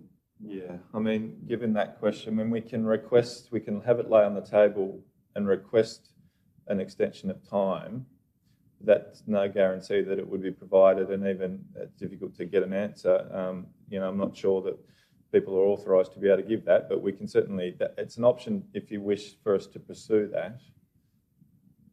I would like to pursue that, yes. Okay. Thank you, Councillor Kai. Now I have a couple more questions here lined up from Councillor Gibson. My question might be redundant if Councillor Kai stands and moves a motion to lay it on the table, but I'll ask the question anyway. That is, what provisions outside of planning could we be given today with regard to those conversations around environmental protection? And I guess the issue is, over the years, we haven't felt like there's a very targeted focus on ensuring compliance. Sure. In some respects, the sealing of the car park and getting the cars parked appropriately is an improvement for the neighbours. But we need some kind of instrument outside of planning that dedicates a resource in council to ensure that the issues that are being brought up by the neighbours are able to be once and for all dealt with to the full extent that council is able. So is there an instrument outside planning that you could assure us that can be provided that could see the ongoing issues, if there are any, because there might not be any as a result of this DA if it's approved today, that we could throw at this site, meaning that the 10 years of correspondence and the nature of fatigue that the neighbours are feeling, it's not put back on them fully and wholly in order to defend our decision today. Because I feel, Mayor, if that was able to be achieved and assured, then there might be some feeling around the table to approve this DA, which would see a car park a better outcome and at least some indication of a way forward. So we have had some deliberation around extensions of time, and it seems as though a month extension has been seen to be reasonable from the development application. If there was to be further conversation, that a month would be granted in conversation, verbally just attained just then. But going to Councillor Gibson's question, if we were to, and please correct me, Councillor Gibson, if I'm correct, but if this is, in summary, if we were to approve this today, what processes are then in place to ensure that what's being said and what greater outcomes are achieved for the community? Because again, ceiling and parking very well could have positive outcomes, but what are our then obligations or responsibilities, or what can we achieve to ensure that that is the outcome? Thanks, Mayor. So there's a few different options we could pursue, but so if a decision were made not to approve, then we would audit and undertake an assessment against existing operation, against approvals, and then provide an approach, probably via an environmental protection notice in respect of what would need to happen. Again, if it were to be approved, the same. It could be the same process in terms of doing an assessment. So we have well qualified and experienced environmental health staff who are capable of doing this. These are complex things to investigate and ever changing. So we can certainly do a more comprehensive assessment of the operation, understand the impacts and the proposed controls, and then develop a management plan, if you like. That again could be through an environmental protection notice, or that would be the likely tool. If there's further regulation that's needed on top of the permit. Of course, the option suggested by Councillor Kai in respect of deferring decision today to be able to undertake further negotiation between applicant and neighbours. It seems like there's an appetite for that to happen, and perhaps a will there to find a common ground. So there's a few options for the table to consider, and I hope that explains it. That's appreciated. I'd like to move that the item lay on the table for a maximum of 30 days for the purposes of investigating, working with the applicant around some of the issues that have been tabled today and finding some enhanced solutions for consideration by the council table. Great, thank you, Councillor Gibson. So Councillor Gibson moves to lay on the table. I have a seconder from Councillor Walker. I'm going to put the seconder as Councillor Kai because she was the one that suggested it. So Councillor Kai is the seconder. All of those in favour to lay it on the table for a maximum of 30 days. That is all councillors present. The motion is carried. Thank you for your conversations, councillors.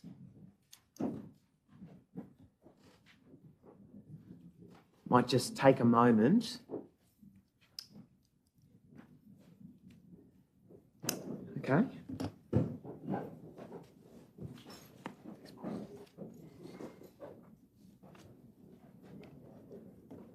Okay, we'll just take a moment, catch your breath, grab a drink.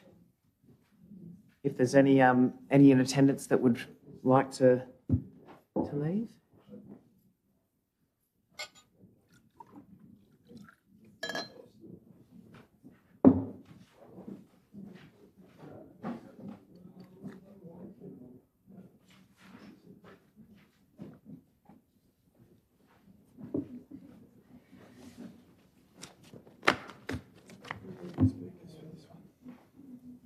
few. Last council meeting will be the 14th of December.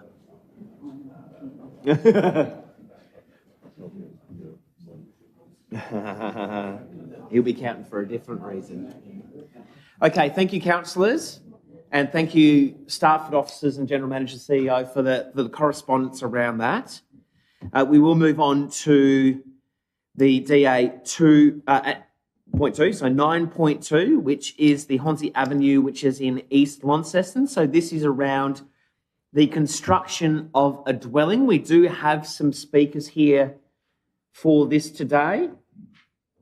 And I'm going to start with Mr. O'Shea. Cameron?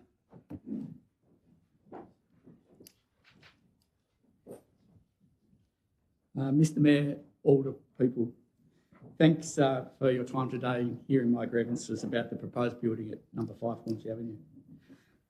My proposals are a 4.4 metre high gatehouse and Mykonos stone on the front entry are out of character for the avenue. The gatehouse will cause a loss of passive surveillance for both number 5 and 7 Hornsey Avenue and not keeping all being consistent with other properties on the avenue, let alone the height of a gatehouse, which is 4.4 metres. I have concerns about the proposed location of the hot water cylinder, heat pump, swim, spa, pool, causing excessive noise. Due to the ongoing dispute with properties on Littleton Street, I seek an environmental noise assessment to avoid any ongoing grievances. I object to the bulk of the proposed building. When viewed from 7 Hornsey Avenue, the proposed building, including decks, carport and pool, is over 35 metres in length, 5 metres shorter than the land. Our property, number 7 Hornsey Avenue, is only a total of 30 metres in length. The proposed building is 8.6 metres in height. The shear scale is not appropriate nor in keeping with the properties on the avenue. The avenue has always been connected community. With a lack of consultation and consideration from the owners on this project, I find disappointing. I welcome the Mayor and the Alderman to my property to gain a better visual perspective of my proposals. Thank you. Thank you. Thank you, Mr. O'Shea. So I do believe we've got Miss Ashley Jones.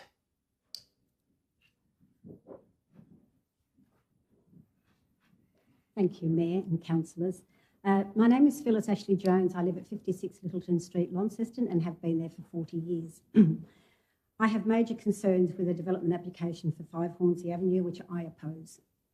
Earthworks, excavation and potential damage to adjoining structures. The existing boundary brick wall is a single-leaf engaged pier fence, which is not capable of supporting anything other than itself. And as a result, any intervention would be to the detriment of the fence. Unreasonable loss of amenity, overshadowing and loss of privacy both in our outdoor private space and internally in living area.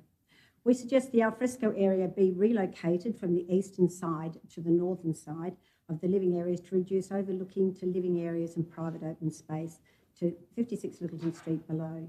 This revision will make space for the relocated swim, spa and privacy screen to enable the required earthworks as previously mentioned. We are concerned about the noise. We seek the applicant produce an environmental noise assessment undertaken by a suitably qualified acoustic engineer to demonstrate compliance of noise emissions for the proposed swim, spa, pool plant for pumps and heat pumps. The planning permit be conditioned to address the above concern due to the proximity of this infrastructure to the property boundary. We will require a notice for proposed protection work to be signed with the adjoining owner and building surveyor to acknowledge the details of the proposed protection work to avoid potential damage to structure and property through soil collapsing or subsiding during building works. We have followed the protocol. We have attended a meeting with the town planner. We've invited the town planner to our residence to portray our warranted concerns. We've contacted councillors only to be told by members that they have not been privy to our representation, not to mention any of the town planner's correspondence and understanding of our reservations and concerns for this proposal. How is this just? How is this acceptable? How is this reasonable as the points I have just raised are rational responses to a discretionary application? Thank you, Mayor. Thank you, Councillor. Thank you. Right. Thank you, Ms Ashley Jones. Okay, I have a further speaker, Mr Ashley Jones. Richard. Thank you, Mayor. Thank you, councillors. I'm one of the objectors to the proposed development on 5 Hornsey Avenue over a privacy issue. The Planning Department advised amended conditions on the installation of a jet spa pool and a privacy screen.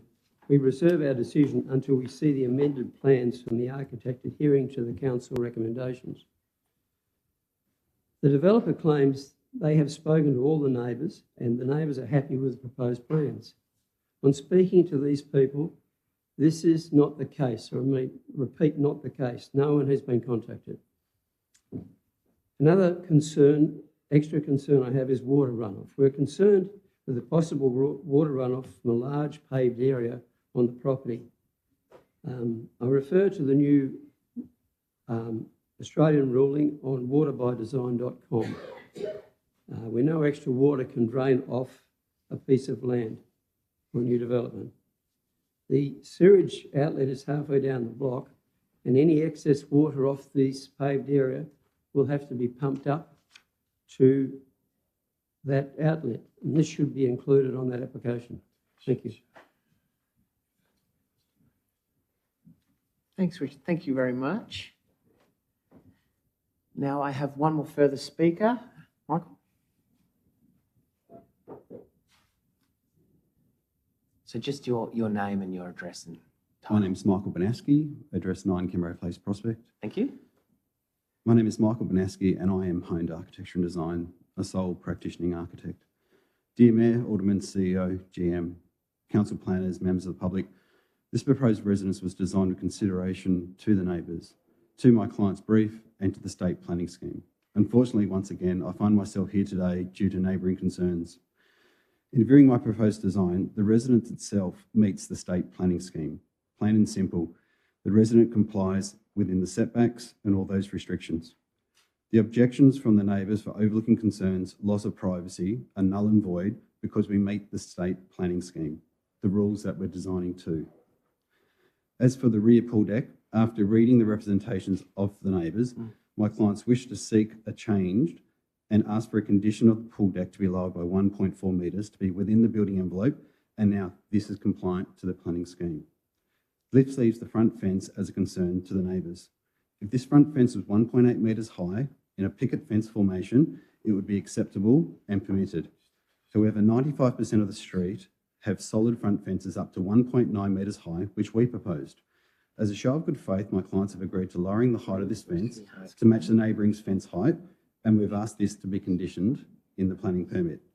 Thus, we believe we've been extremely considerate to the neighbours, as my clients have adjusted their plans significantly as a show of good faith, which we did not have to undertake.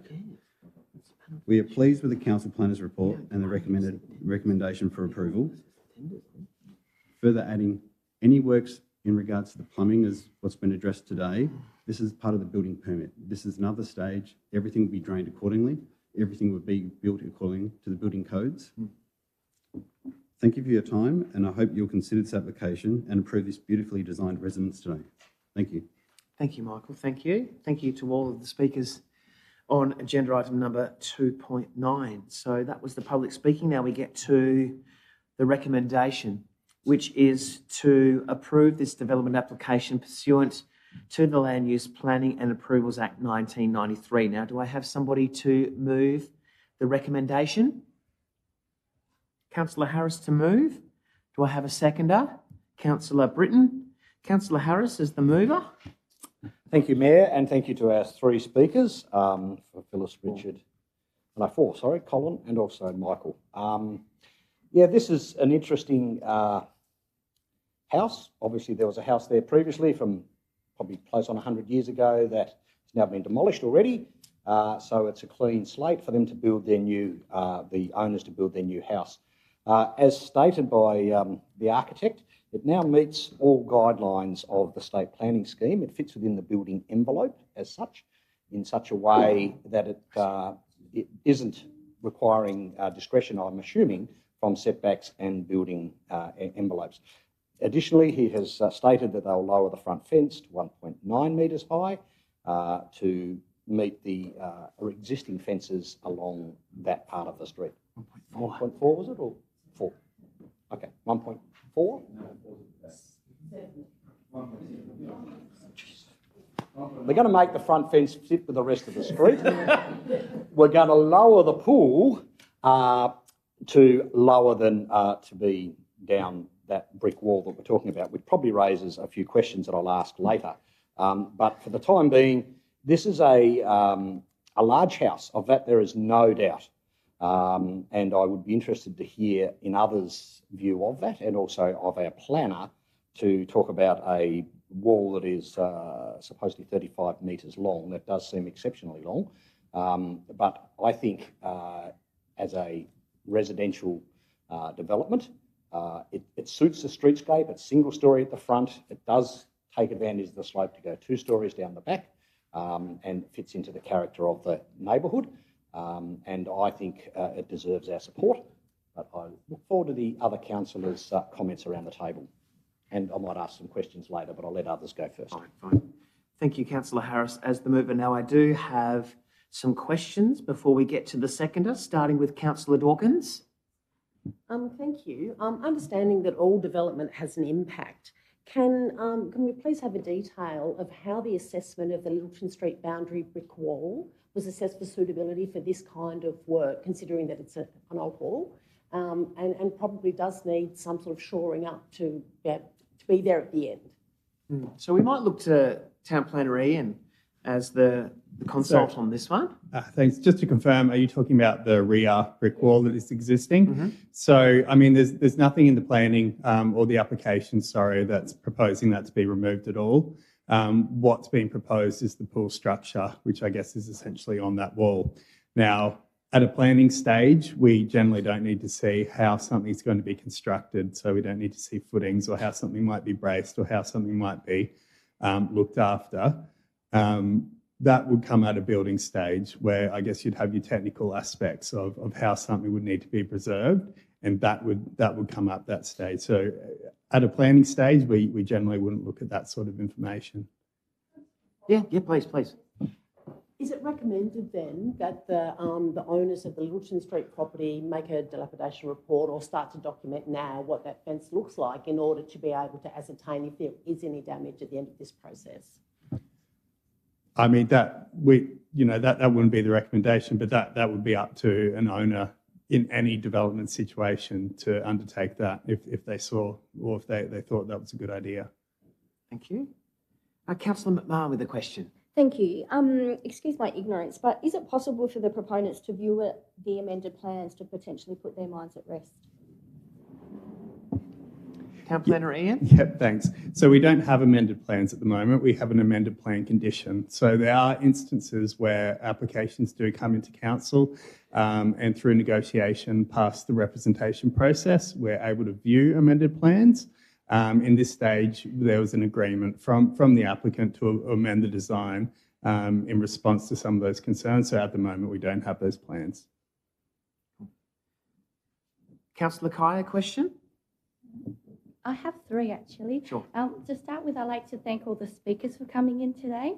Now, my question number 1 is, on this bus for the site visit, I vaguely remember that that due to the noise of the pool and the spa pump, that those pumps were going to be relocated somewhere else. Would that be correct? Because I sort of remembered it, but then I think Richard maybe said that there was an amendment on the plans to say those the pool and spa Councillor pump. Kaya, I don't believe that there was any implication on the planning, but there was potential to move them aesthetically if required. But it wasn't engaging in the plan. I think that Town Planner Richard was just able to say that in other instances that he's seen, if it was going to be too noisy there was an opportunity to move it to there. So I don't believe that it's come into the planning side of things, but more of a sort of courteous conversation if required. Yeah, so again, it's a difficult one.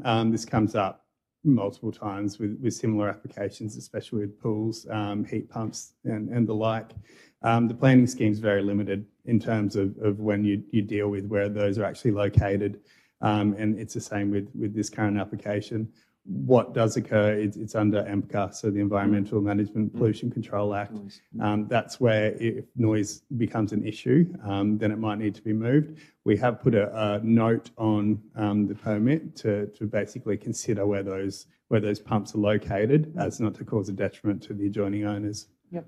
Cool, thank Great. you. A further question, Councillor Kai? Yes, I have a total of 3 Yeah, for the time being. So question 2 is, my understanding is that the front boundary fence wall has been reduced from 1.9 to 1.7 metres. I was just wondering, has the height of the gatehouse been reduced as well? Because that sits at 4.4 metres? No, it hasn't, but my understanding it wasn't 4.4 metres in height. It was more about 3.1. 3.1.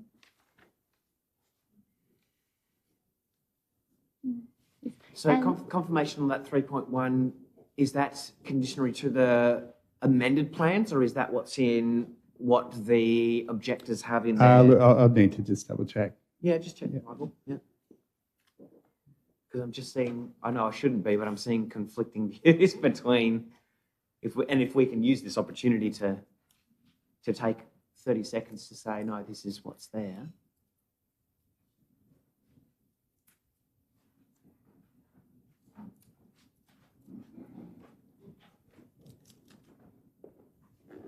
While we're waiting, just for visual, how high is, let's say, this section here? Like 3.1 metres, I can't quite visualise that. 3 metres to the top of that door, or close enough. Probably near the top of that door a bit more. Look, yeah, I was going to say, without a measuring tape, I wouldn't like to speculate saying that might be that, even though if we're very confident, but... And nobody has a measuring tape? Yeah. Well, on our phones we have a... on your phone you have a measuring tool. I would really like to know what... 2 metres. You want to see that? You can walk over All right, to the door. let's keep this professional. So in the report, I have written 4.4 metres, but that is an omission. It is 3, I think it's 3.4 from my recent measurement. Okay, thank you for taking the time. I really appreciate that, noting that the objectors had information saying over 4 metres. So thank you, Councillor Guy. Good question. And my last question is that I believe the neighbours along the back fence, so that would be Phyllis there, have provided to the planning officer, I'm assuming to you, Ian, a proposed revised plan with the changes to relocate the deck, spa and pool. Now, was this proposed plan passed on to the developers for consideration? The developers were notified of the potential to move, but the decision was made not to. So they have seen it, but they choose not to? Well, where the deck is at the moment is fully compliant as well. So, I mean, considerations can be made from applicants and designers in response to representations, but they don't need to be, especially if they're already meeting the acceptable solutions. Right, thank you. Thank you, Councillor Kai. Now I have a question from Councillor Harris, then Councillor Gibson. Councillor Gibson to go before. That's very kind, isn't it? With regard to the 2 standards requiring planning discretion, 8.4.2, 8.4.7, and the comments that have been made and the clause with regard to the amended plans, given that, as has been suggested, it is relatively compliant, not relatively compliant, it's compliant, is the reason then, the only reason that it comes to the council table is because there are more than 3 representations? No, so the rear is still outside of the building envelope because, well, basically you can build right to a rear boundary, but not for more than 1/3 of the boundary. So the length is, I believe, 13 metres along that rear boundary. So that section is still outside of the building envelope. Those 2/3 at 8.4.2 setback. That's right. Thank you. Thank you, Councillor Gibson. Now, Councillor Harris. Yes, found my question. And that was just in regarding the pool. whilst you did say that that's probably subject not to a building epithet, can a person, the pool would have to be clearly self-supporting, if you like, and not attached to the wall. You did seem to say attached to the wall a few too many times for my liking, which worried me, because I think you mean that it's got to be totally self-supporting and the wall is simply, the wall is there beside it. So that was the pool structure. So I guess you're looking at two separate things here. The pool is actually separated from that rear fence. And a follow-up one, if I may, and the screening to go on top of the wall that is there existing, is that to be attached then to the wall, or would it be self-supporting, if you like, inside their boundary to stop overlooking down into? Essentially, it would be on, like, from the deck up. So what they're looking at and what's been proposed as the amended plans is a 1.7 metre high privacy screen, which I guess, from your deck, it generally wouldn't be on top of the wall, no. 1.7 high for those, it'd be my height. So certainly I wouldn't be able to see it, and perhaps Councillor Britton might be able to see over it. How much then is above the 2.1 of the existing fence of the additional? So based on the amended plan condition, 575 mil, so 575. Sorry, it's in the report. I'd need to just confirm that. No, you're right. So half a metre over the fence, but it's inside as such. Thank you. Great. Thank you, Councillor Harris. I've got a couple more questions here. Councillor Pentridge? Look, it's been brought up on a few occasions. Have we actually got the drawings as constructed? Not the amended. Not constructed, has what's intended? Not the amended ones, Can no. I ask a question? Why are we here turning one neighbour against another one, which I totally oppose? Right? I mean, we should be in a position where I can stand up publicly and say, I will not turn one neighbour against the other, and I have no choice. If those neighbours haven't chosen to get together and sort something out, then I have to go with recommendation. But the recommendation isn't how are we recommending something when the drawings aren't correct.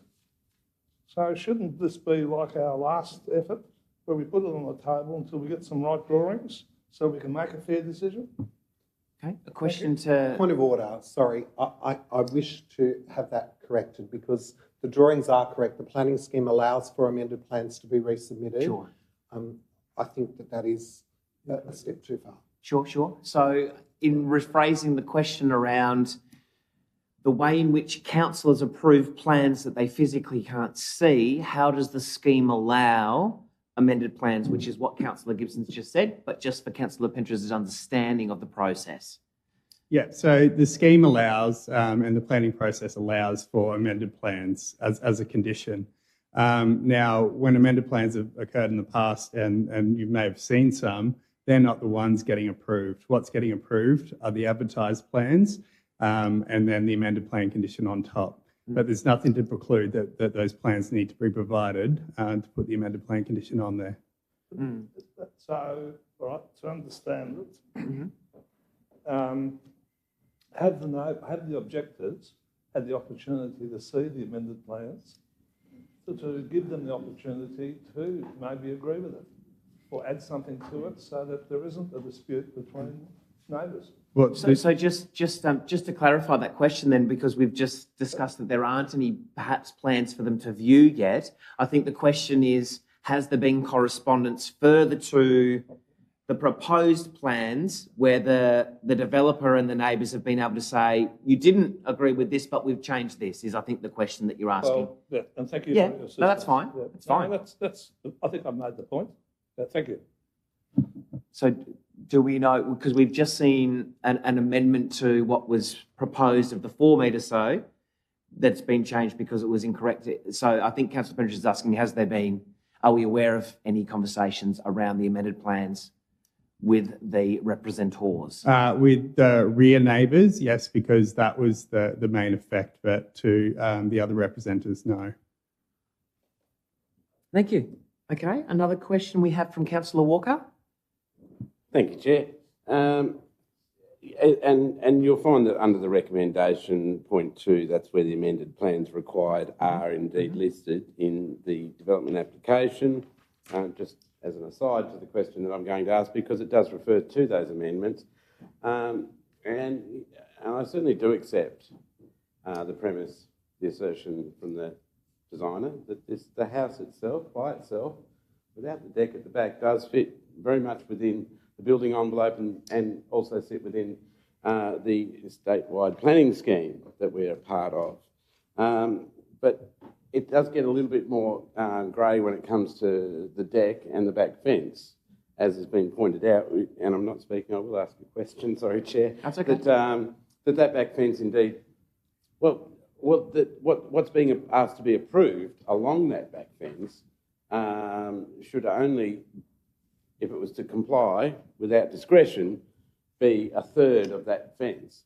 Now, what I can't quite understand is that deck considered part of the development application or part of the house, or is it something that's separate that could be designed differently and therefore not cover 2/3 of the back fence? Because at the moment it would seem like not only does it require discretion because it's too long, but in so providing that discretion, we're also providing for the opportunity for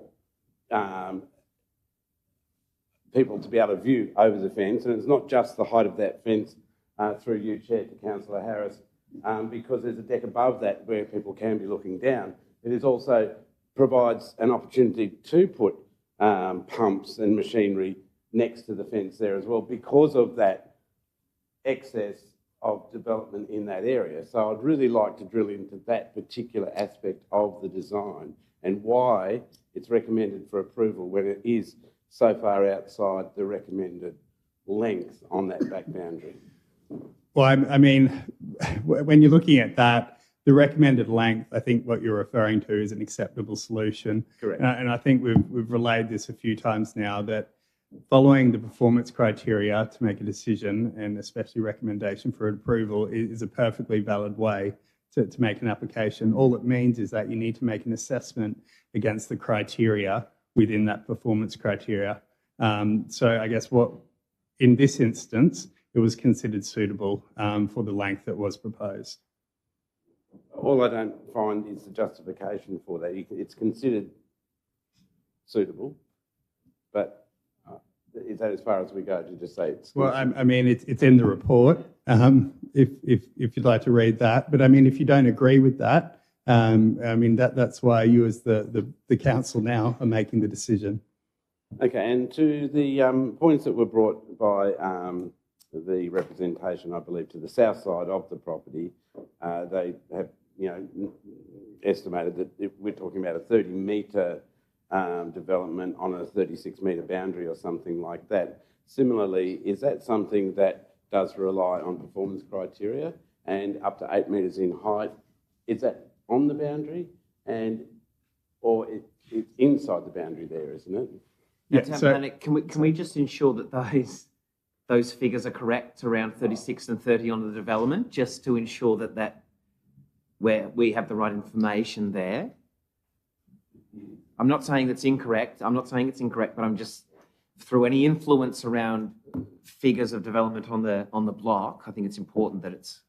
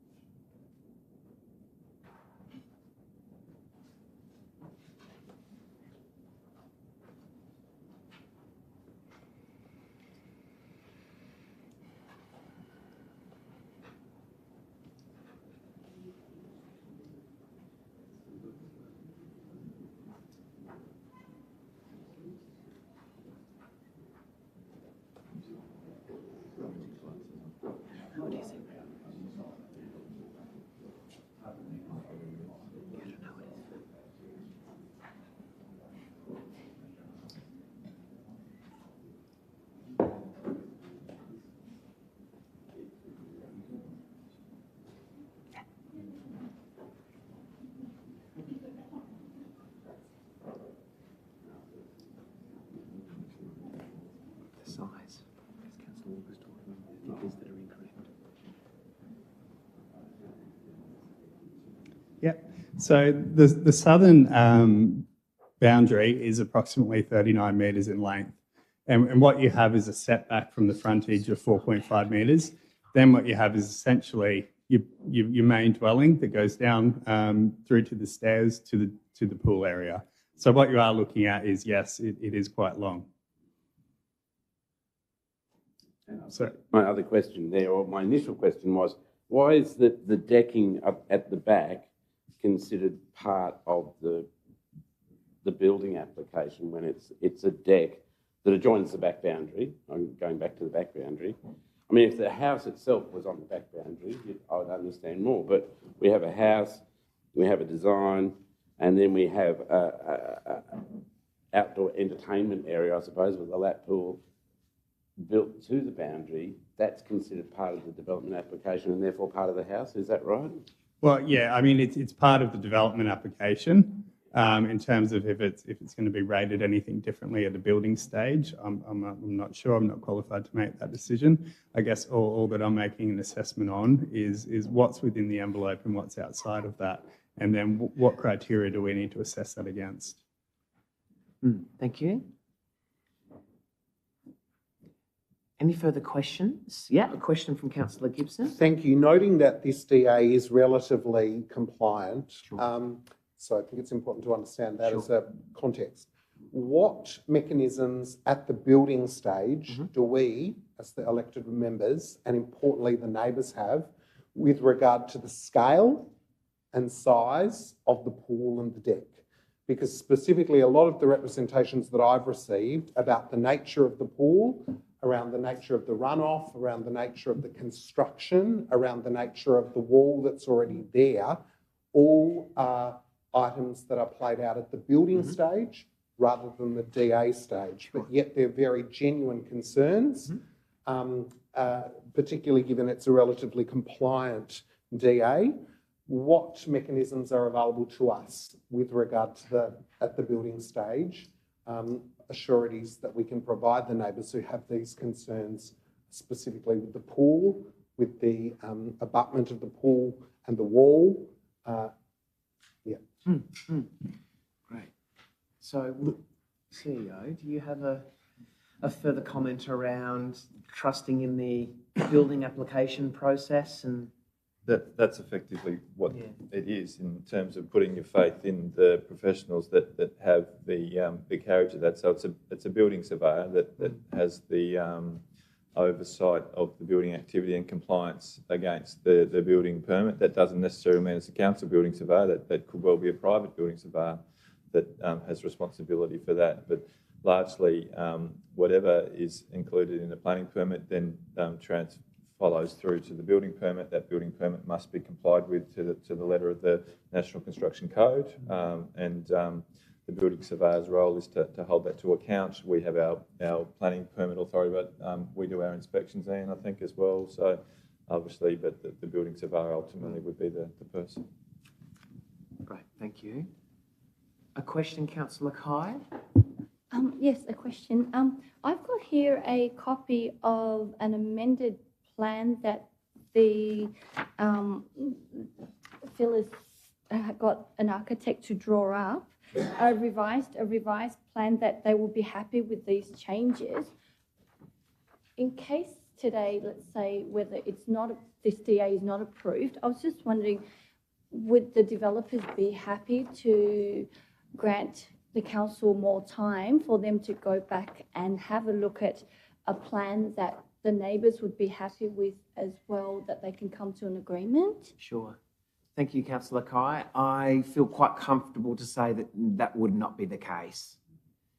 Yeah. And I only take that from the Shakes head in the back of the room.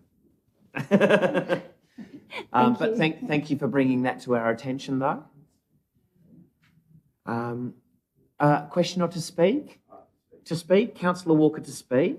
Yeah, I do believe that.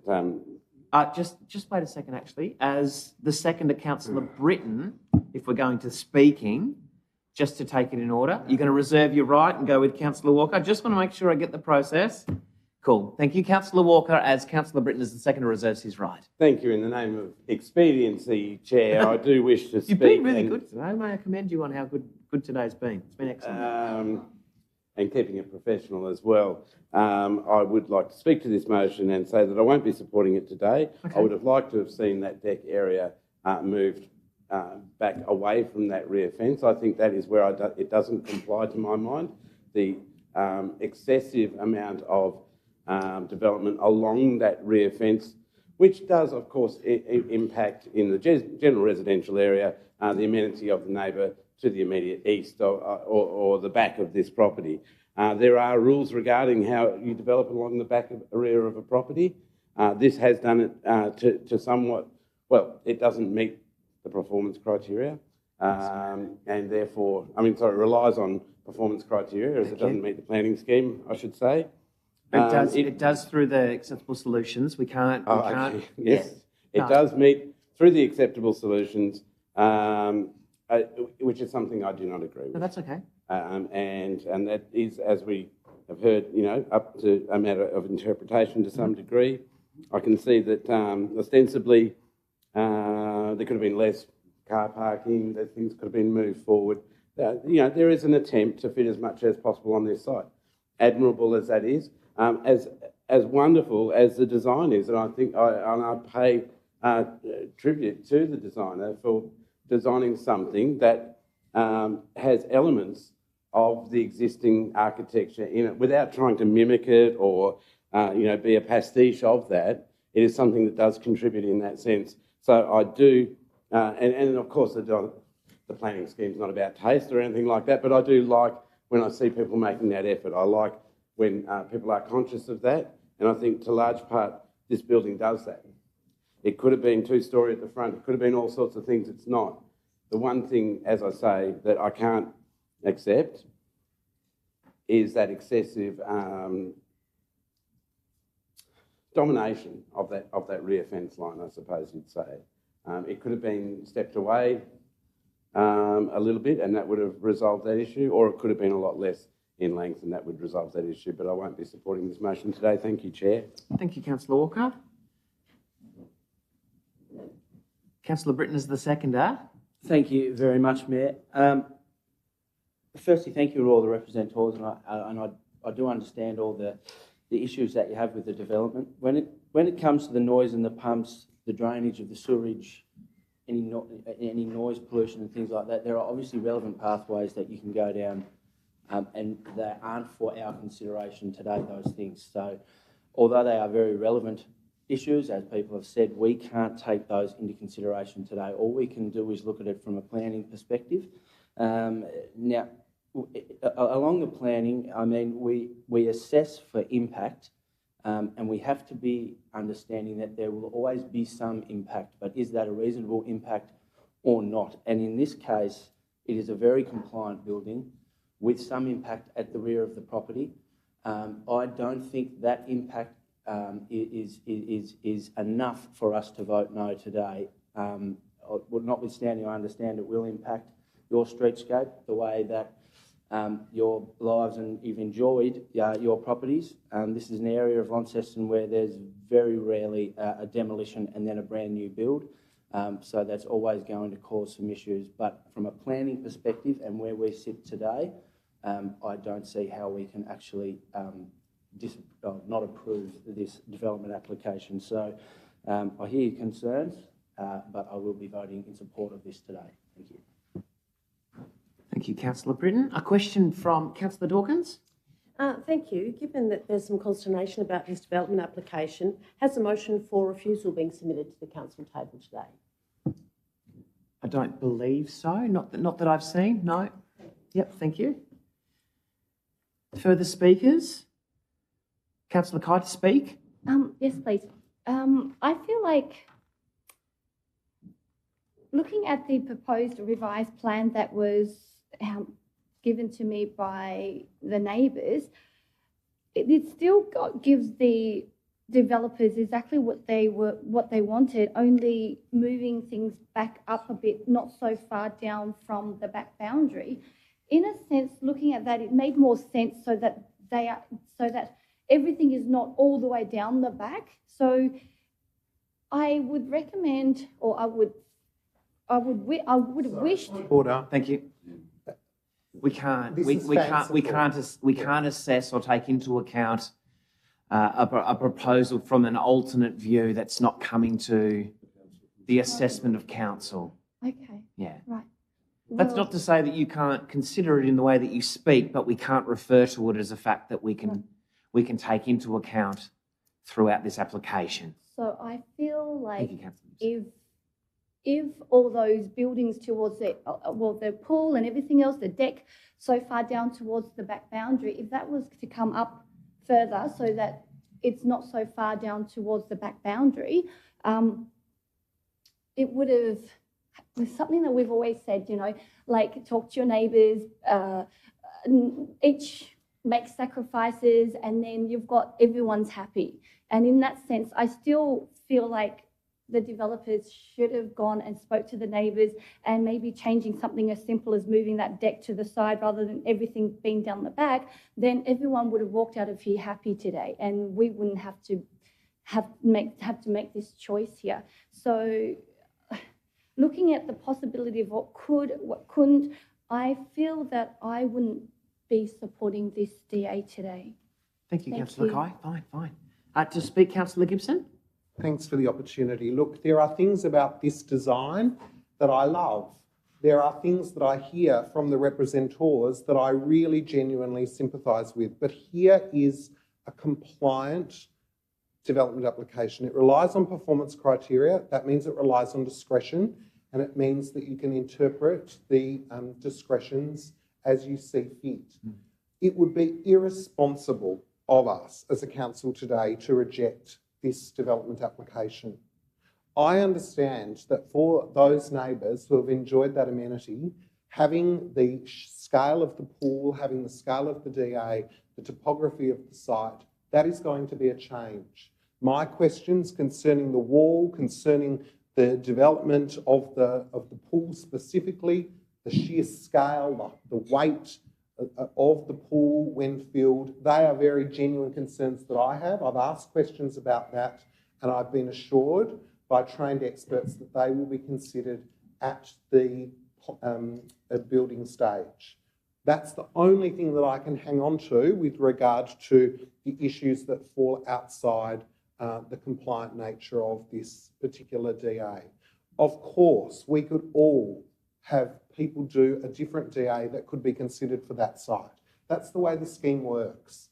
People own the land, they seek to do something on the land, they bring a plan to the council, the plan's interrogated. It's not about everyone being happy. Of course, there is going to be the need to listen to your neighbours if that's the way you want to go, but the scheme doesn't require that. So we mustn't knock this application back today, knowing that there are things about it that I'm not happy with because they haven't spoken to their neighbours and achieved the outcome that the neighbours want. Of course, the gatehouse, I think, should have been reduced. Of course, it would have been better to manoeuvre the pool, but that's not what they applied for, and so we can't instruct them to do that. It would be foolish, irresponsible, in my opinion, for us to bring those things into consideration. So I suggest that councillors should support the DA. Those that have got strong opinions with regard to the interpretation of the clauses and the discretions that allow us to refuse it can stick to their case because it's a case in planning, but anything outside of that is just words and would not hold up at the appeal stage. Sure. Thank you, Councillor Gibson. Further speakers around the table? Councillor Dr. Raze. Thank you. It's always a dilemma when we face a situation like this. And I listened to Councillor Gibson. It's not our position that we are about the neighbours. Well, we are elected by the community. What are we doing sitting here? We are listening to the neighbours, aren't we? Otherwise, there is no need we can pass it. And I feel it's always major issue. We have a great sympathy, to tell you the truth, and you can see how we are constrained by our decision-making here. All I wish, like after the developer listened to all the neighbours, I wish that even if it passed, that they can go and talk to the neighbor and at least accommodate some of the wishes, because you will be amazed how much you can reach agreement by talking, because at the end of the day, neighbors have to live in harmony with each other. Thank you. Thank you, Councillor Dr. Raze. Any further speakers around the table? There being none, we will look to Councillor Harris to close. Thank you, and thank you to my colleagues for their words. And as Dr. Raze said, we are here to assess the application as it is presented. However, based on the feedback from the community, the applicant is always willing to perhaps talk to council about what can be allowable amendments to our DA without requiring a new DA. So that is most important. As Councillor Raze said, it is much better if you have happier neighbours, but we are here today to assess the plan as presented and with the couple of amended requirements as suggested there. With the lowering of the pool height, the 1.7 metre high boundary fence that goes about half a metre over the top of the existing one, and a reduction in the front fence to 1.7 metres.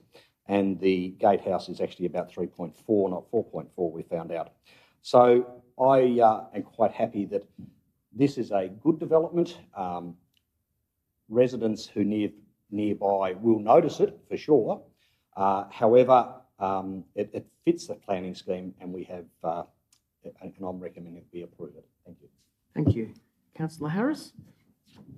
All that being said, putting the recommendation, the motion to the vote, all of those in favour? That is 11 councillors present. All of those against?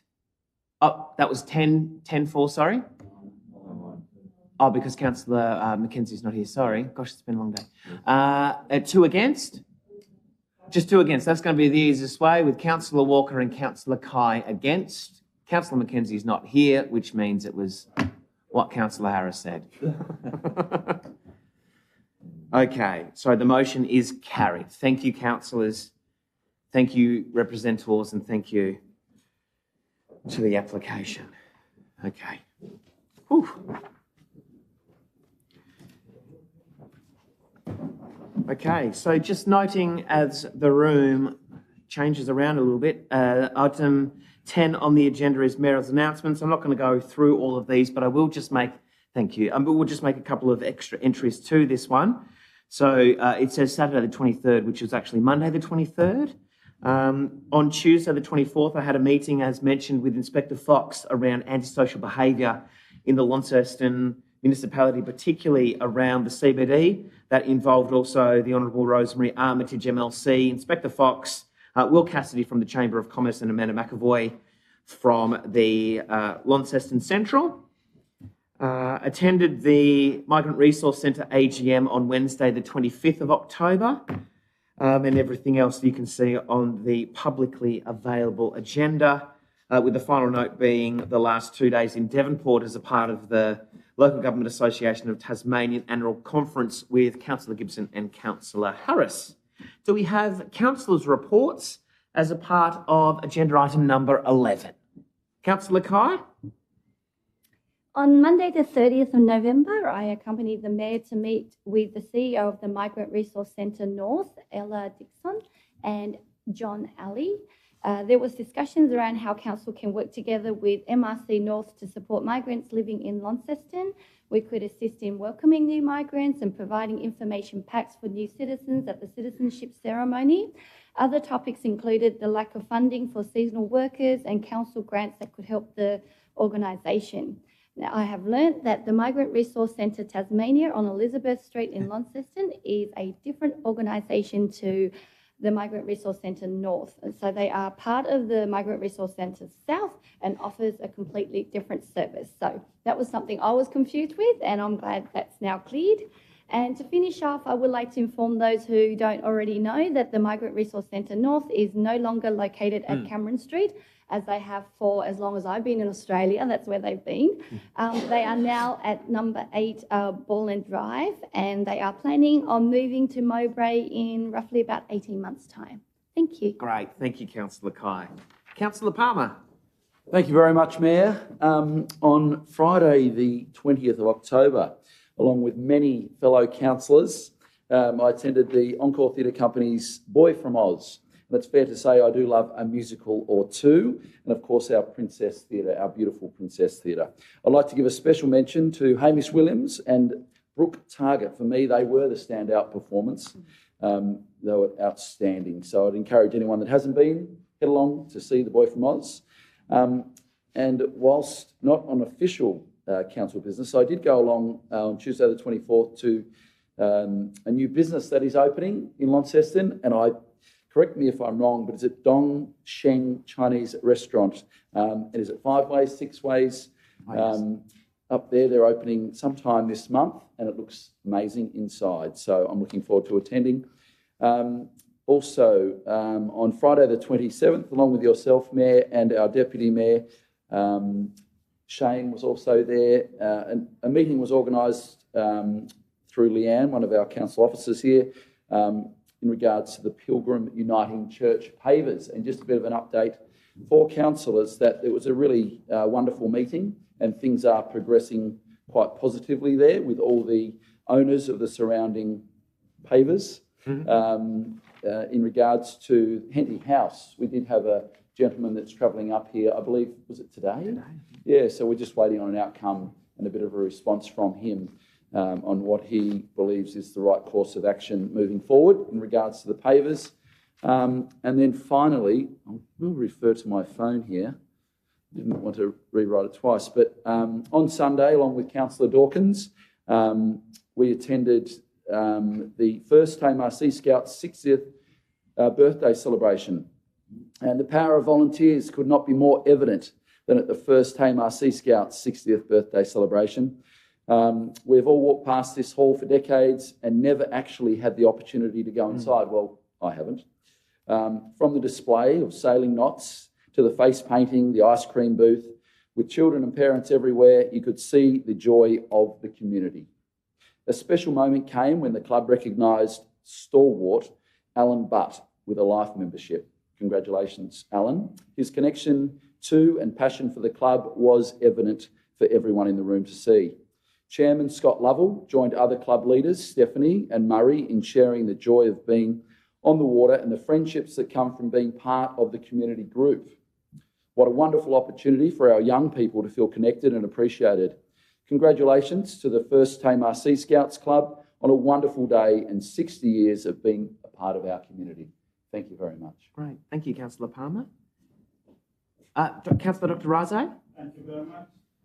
On the 20th of October, I gave a talk to celebrate Seniors Week on healthy ageing at the Northern Suburb Community Centre. And we highlighted the importance of a healthy lifestyle in reducing physical and cognitive decline. It always gave me great pleasure to see people in their 70s and 80s, even people coming in wheelie frame to come to my talk. That's give me more motivation to continue giving these public talks. And nothing better than finishing the day attending the Boys from Oz. And whenever I attend all these musical nonsense, I get so excited. So I'm going to go and see them again tonight, because you don't need to go to Melbourne or Sydney attending musical. Thank you. Great. Thank you, Councillor Dr. Raze. Any further councillor reports? There being none, we'll move through to agenda item number 12. 12.1 is councillors' questions on notice that we'll see having been responded to at 12.1.1 from Councillor Kai around Frederick Street, expressions of interest. Do we have 12.2, councillor questions without notice? Councillor Britton and then Councillor Kai. Hello, I've asked before, I was just wondering, is there any plans or time frame surrounding the removal of the UTAS containers at Riverbend Park? Sure. With the correspondence that we've had, we do know that one of our officers, Catherine Pugh, is involved in that process and the negotiations of removal, but I haven't, I'm not privy to an actual timeline, but maybe General Manager Shane will give us a little bit of an update. Yeah, most definitely needs to be removed, and we're working through that. In terms of ownership, my intent is that it's gone by Christmas time. Cool, thank you. Question, Councillor Kai?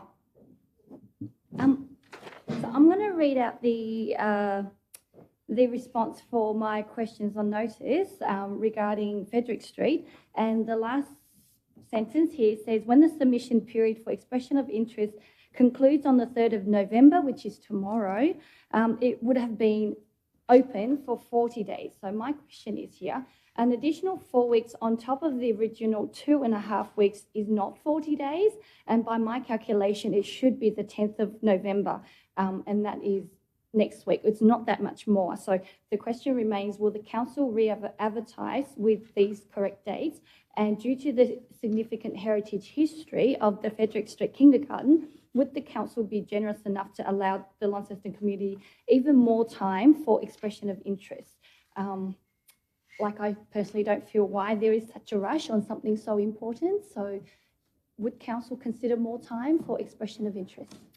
Taking from that question, CEO, are you comfortable to say, have we had official responses? Have we, because I know that probably personally each of us have had some sort of expression of interest, which we're all entitled to do, despite some people thinking that that creates bias. I think that we're all being involved in this space, but in terms of an actual official capacity, what's the response been like? General Manager Louise, what's the response been like from the community in a term around it actually official responses? So in terms of official responses, when I checked on Tuesday, there were 4. Okay. And we had provided around 20 information packages. Okay, great. Okay, thank you. No further questions required around that. The question now becomes, do we feel like is this an appropriate format to say? We might take this offline and say we've had 4 come through to us already. I had one come through this morning asking for some more information. So maybe we'll take this offline, Councillor Kai, and say from the response that we've just had from the General Manager, around the responses, then we'll decide whether it has been an appropriate amount of time or whether we'd like to once again extend and take some more time throughout this process. When you get a request for more information, wouldn't you consider that as there are more people interested in maybe submitting this expression of interest? So why wouldn't we leave it open for a little longer? Sure. So we'll have that discussion. Let's do it even after this meeting. Can I have another question though? Sure. Yeah. I don't know if you remember, but there was a guy called Mark who sent an email regarding the mould on the bridges and it needs a paint job. So he came back and said to me that he got a reply saying that it's the state government's responsibility, not council's.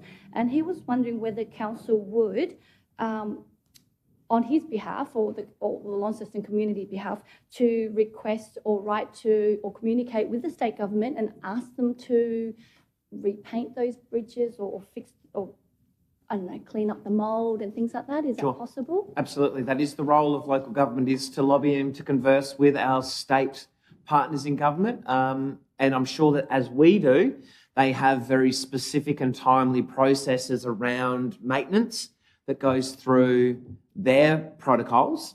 But there's no reason that we can't bring that up. So I'll get an official response to that from our General Manager of Infrastructure. And look, of course, we get a lot of requests that involve state growth assets or Tas Water, other service providers. Our process, as with this one, is that we always pass that on to the provider. So we have advised state growth of that request. So if the request has been sent in, whatever it's called, has there been a response back from the state government? So we provide, so that the onus is then on the state government to go back to the person that provided to us. So we're not in between the liaison.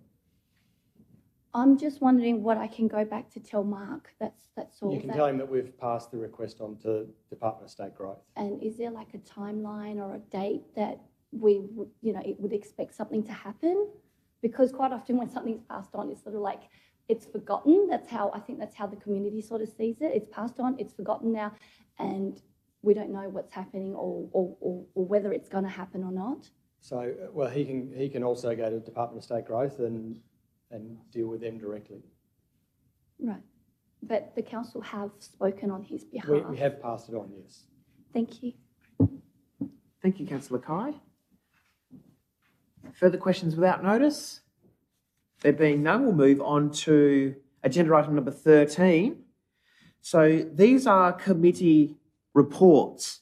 Now, I was looking for support around the table if we wanted to do these two reports in one motion and one recommendation, unless anybody wanted to speak to them separately. There is the 25th of July and the 19th of September for the Homelessness Advisory Committee. They're both two reports that are coming through that we've both had the opportunity to read.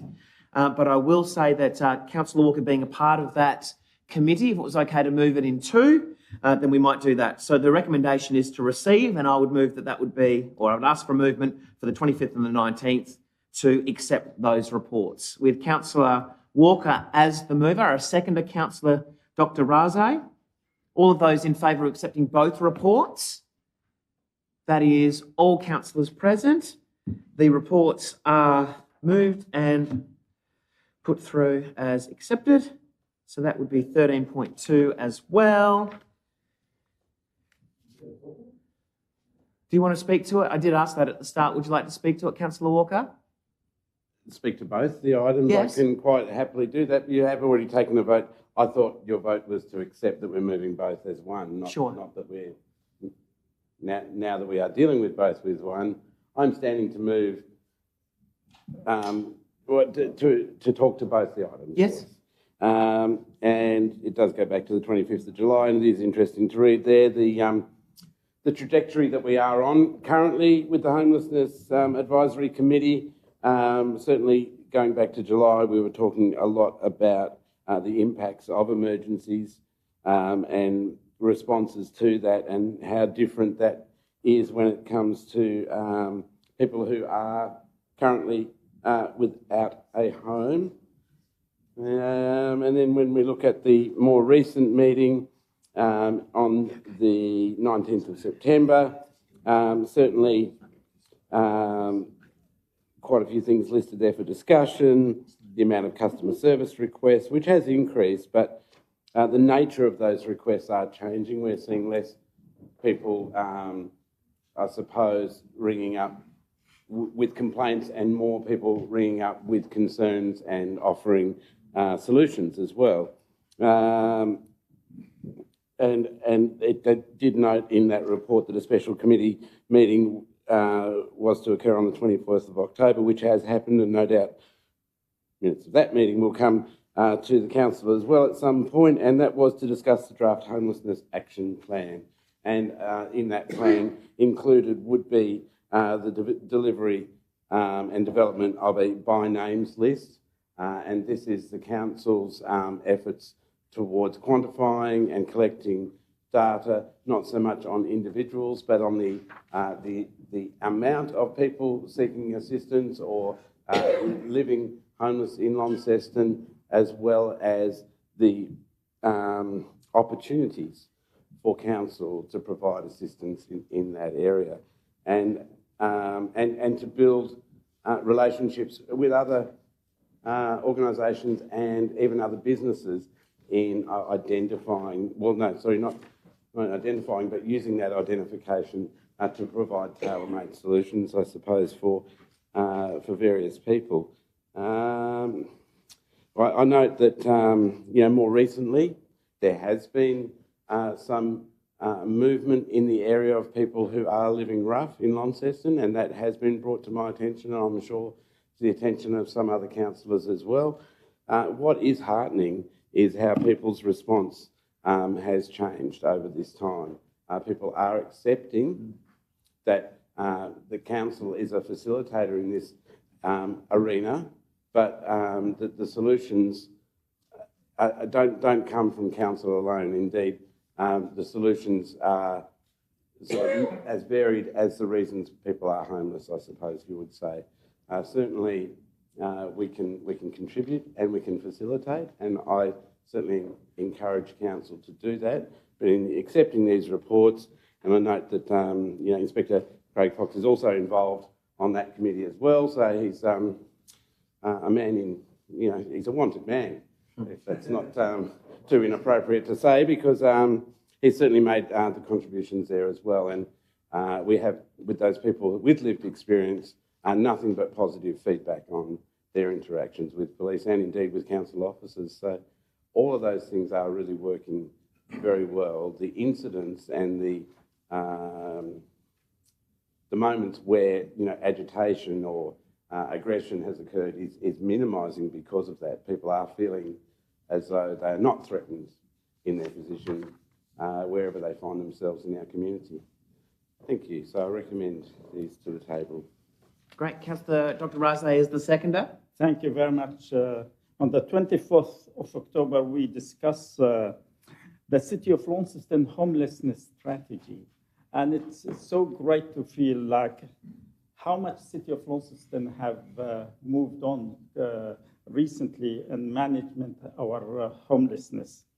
And I think one of the most important things, or important change has been change of the stigma toward homelessness, and that we are talking about the issues, the reason why, and how much help we can provide and support.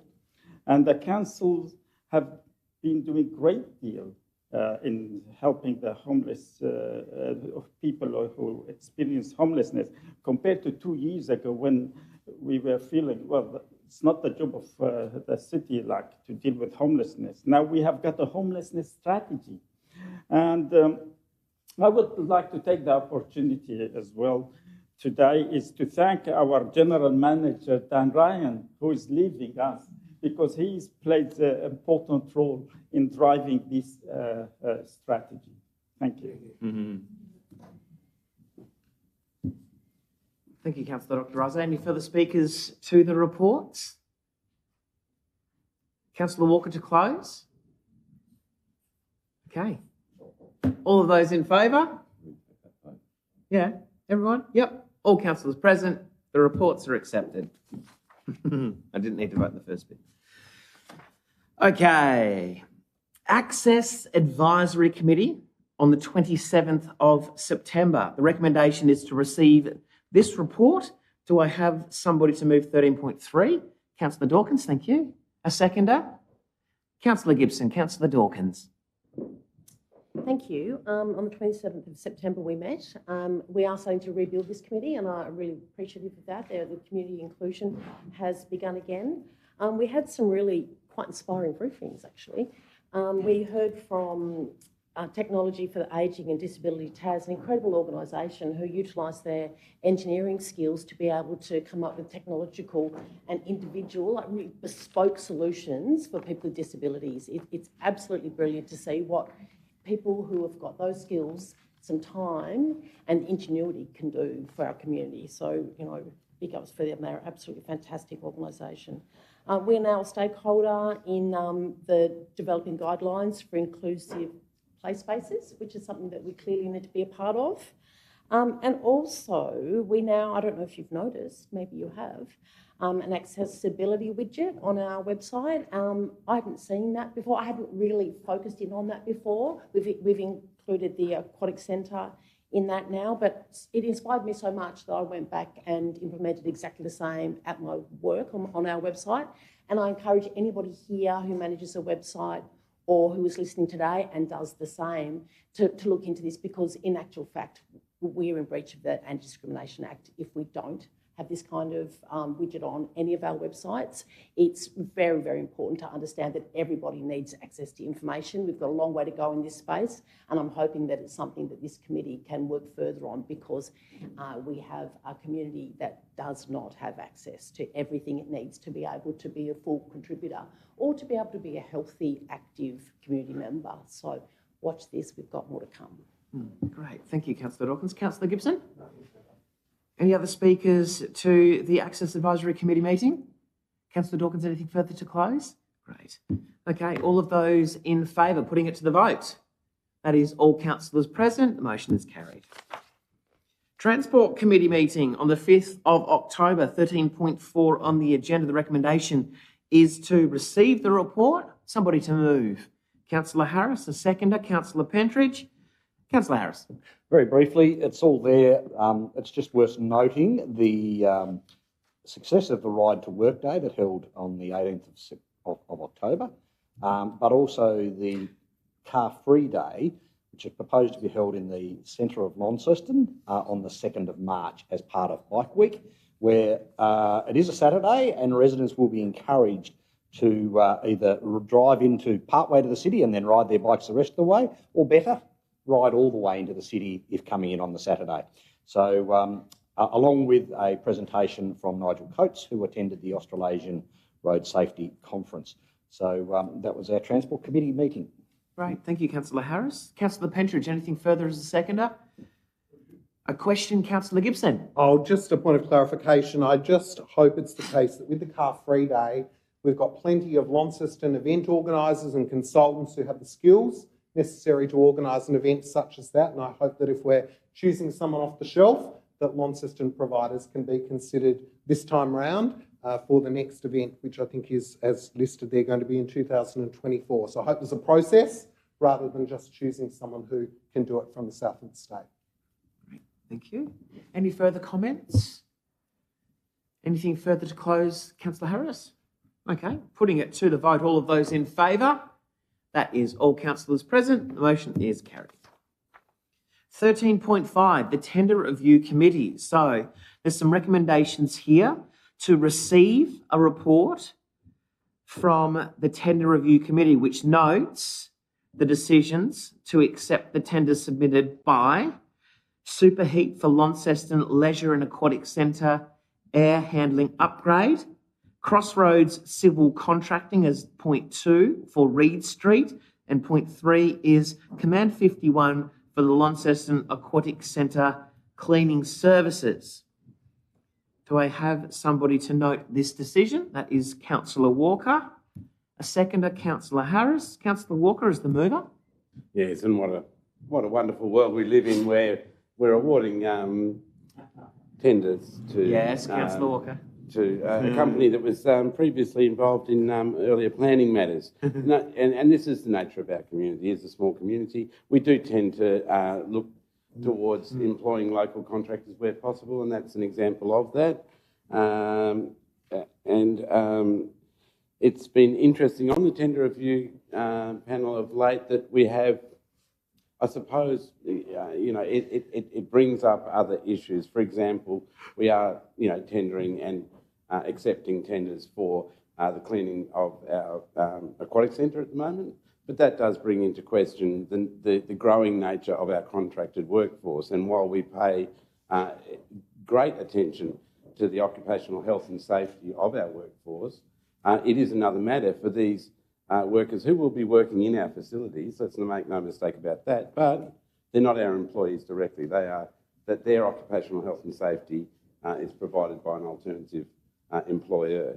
So it's those type of issues that come into question, and something that, as a council, if those types of trends are to continue, or indeed to increase the amount of contract work that we do employ or engage, then I would encourage council to consider how we can have any measure of the metrics involved in that and the impacts to those workers who are directly, at the end of the day, still employed on our premises. Of course, they would be covered by our own liability and things like that, but it's the changing nature of the workforce, I suppose, that it brings into question. But nonetheless, I shall leave it at that.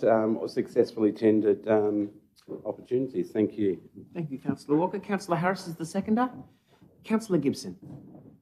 Just to note that certainly for the case of me, I'm sure it's the case for all councillors, there's a document folder on Docs and TAC that enables all of us to go into that folder to open those tender review documents to allow us to interrogate all of the information that supports the decision making that is undertaken by the committee, but then obviously is endorsed by us today. So if you're seeking that information, it's there, it's provided, all councillors can access it, and it supports the decision-making process at today's council meeting.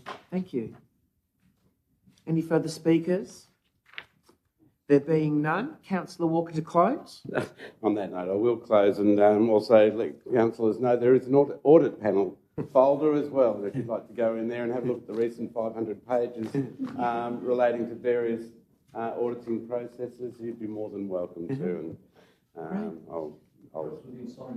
it is indeed, yes. Okay. Thank you, Mayor. Putting the motion to the vote, all of those in favour? That is all councillors present. The motion is carried. Okay, so we have some correspondence around agenda item number 14, 14.1 particularly being Community in Place Network Community Grants 23-24 with the round one. We did receive some extra external correspondence this morning or today, and there has been some conversation around whether this should be tabled to take into consideration that additional information. So looking for conversation and guidance around the table as to whether that might be appropriate or whether the way in which these grants were assessed is still relevant to putting those recommendations through today or not. So looking for guidance around a view on that extra today. Do we go forward or do we table this for next meeting? There's an email with a spreadsheet. That's all right. Would we like to, we'll just take a moment. We might take a moment just to have a look at that additional information. Could I ask perhaps to suspend standing orders in order for General Manager to explain 100%. that additional information? Thank you. So suspending orders, do I have somebody to second? Councillor Palmer. Now all of those in favour? That is all councillors present. Suspended standings. So the intention of the correspondence today is to start providing a higher level of visibility around the process for our grants, for our events, and our community grants and events. The format that you would have received today's paper for community grants is no different than what you would have received before, but I had received some feedback. There might be value in starting to provide a higher level of visibility so that there's some good transparency around the process. Today's email was intended to provide you with what that could look like, knowing that we want to continue to evolve this to make sure you have the information you need to make a good decision, knowing that that email wasn't able to be sent till late morning prior to the meeting today. There is no time-specific issue. If we do need to defer this for a couple of weeks, if the council decides I'd like to take some more time to consider the information that's been provided, or if they do identify that it would be good if we can get this information ongoing to help support decision-making. I guess we're trying to find the best way to help support the information, the decision-making, your decision-making with information that's best suited. Thanks for that explanation. I am the councillor who last evening asked for additional information because I think it's important in terms of transparency. $50,000 being expended is absolutely nothing recommended that is questionable with regard to the process. It's undertaken by a panel. They don't have delegated authority. There should at least be objective of what's being funded and some things from the application that are included. You've heard me say previously that that's the case. I'm not sure why that stopped. Attachments were included with council agendas up until recently. And I think from a transparency process, it wouldn't hurt us to delay assessing this with an additional few lines, particularly when you've got a considerable number of applicants that are not being accepted. It adds to the decision-making matrix, which should be there, and I think the General Manager will provide me with a quick turnaround, and I think it would be appropriate to be included. Councillor Walker? Is a de-identified scoring system, and for those who have been on these committees, it is a de-identified one, I'm presuming, which just rates each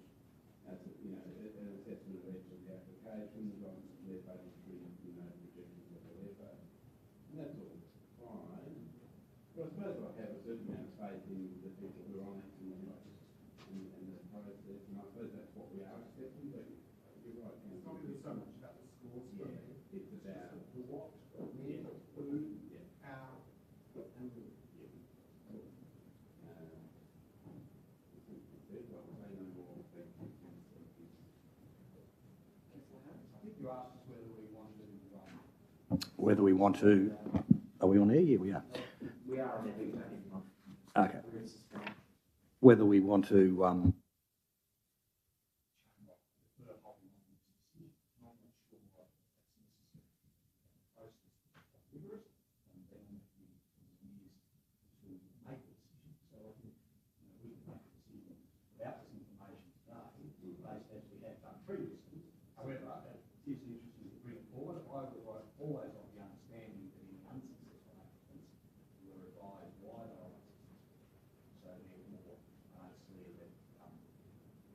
People wouldn't have known why, other than now it's been published more fully. If you include this as part of our regular meeting agenda, which I think is what the intention is.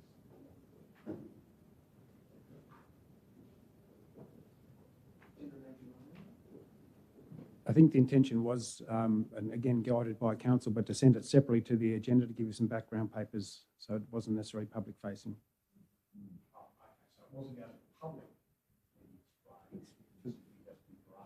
Correct. Correct. Certainly no problem with doing that. I feel really comfortable just to explain to fellow councillors. I'm just not sure if it's appropriate whilst we're on air, and I just seek a bit of guidance in relation to, if it is in relation to what I'm thinking it's in relation to, it might be a bit of background clarity. Thanks, Mayor. So we're not in closed council. So again, so the question is for simple. It's a yes or no question really around do we defer it to a next meeting. Certainly, I mean I've got the ability to do that as the obviously CEO that prepares the agenda, and probably the way it's looking at the moment, it makes more sense probably to withdraw it and submit it to the next meeting rather than have have the difficulties amongst the council. So we're just looking for. I was looking for some guidance from the council as to how strongly it felt, given that there are no time constraints around considering the matter.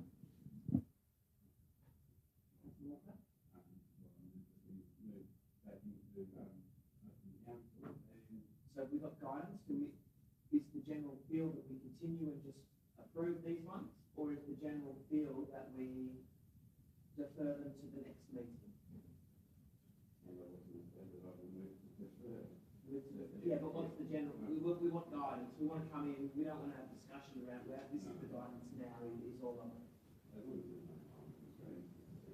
Sure.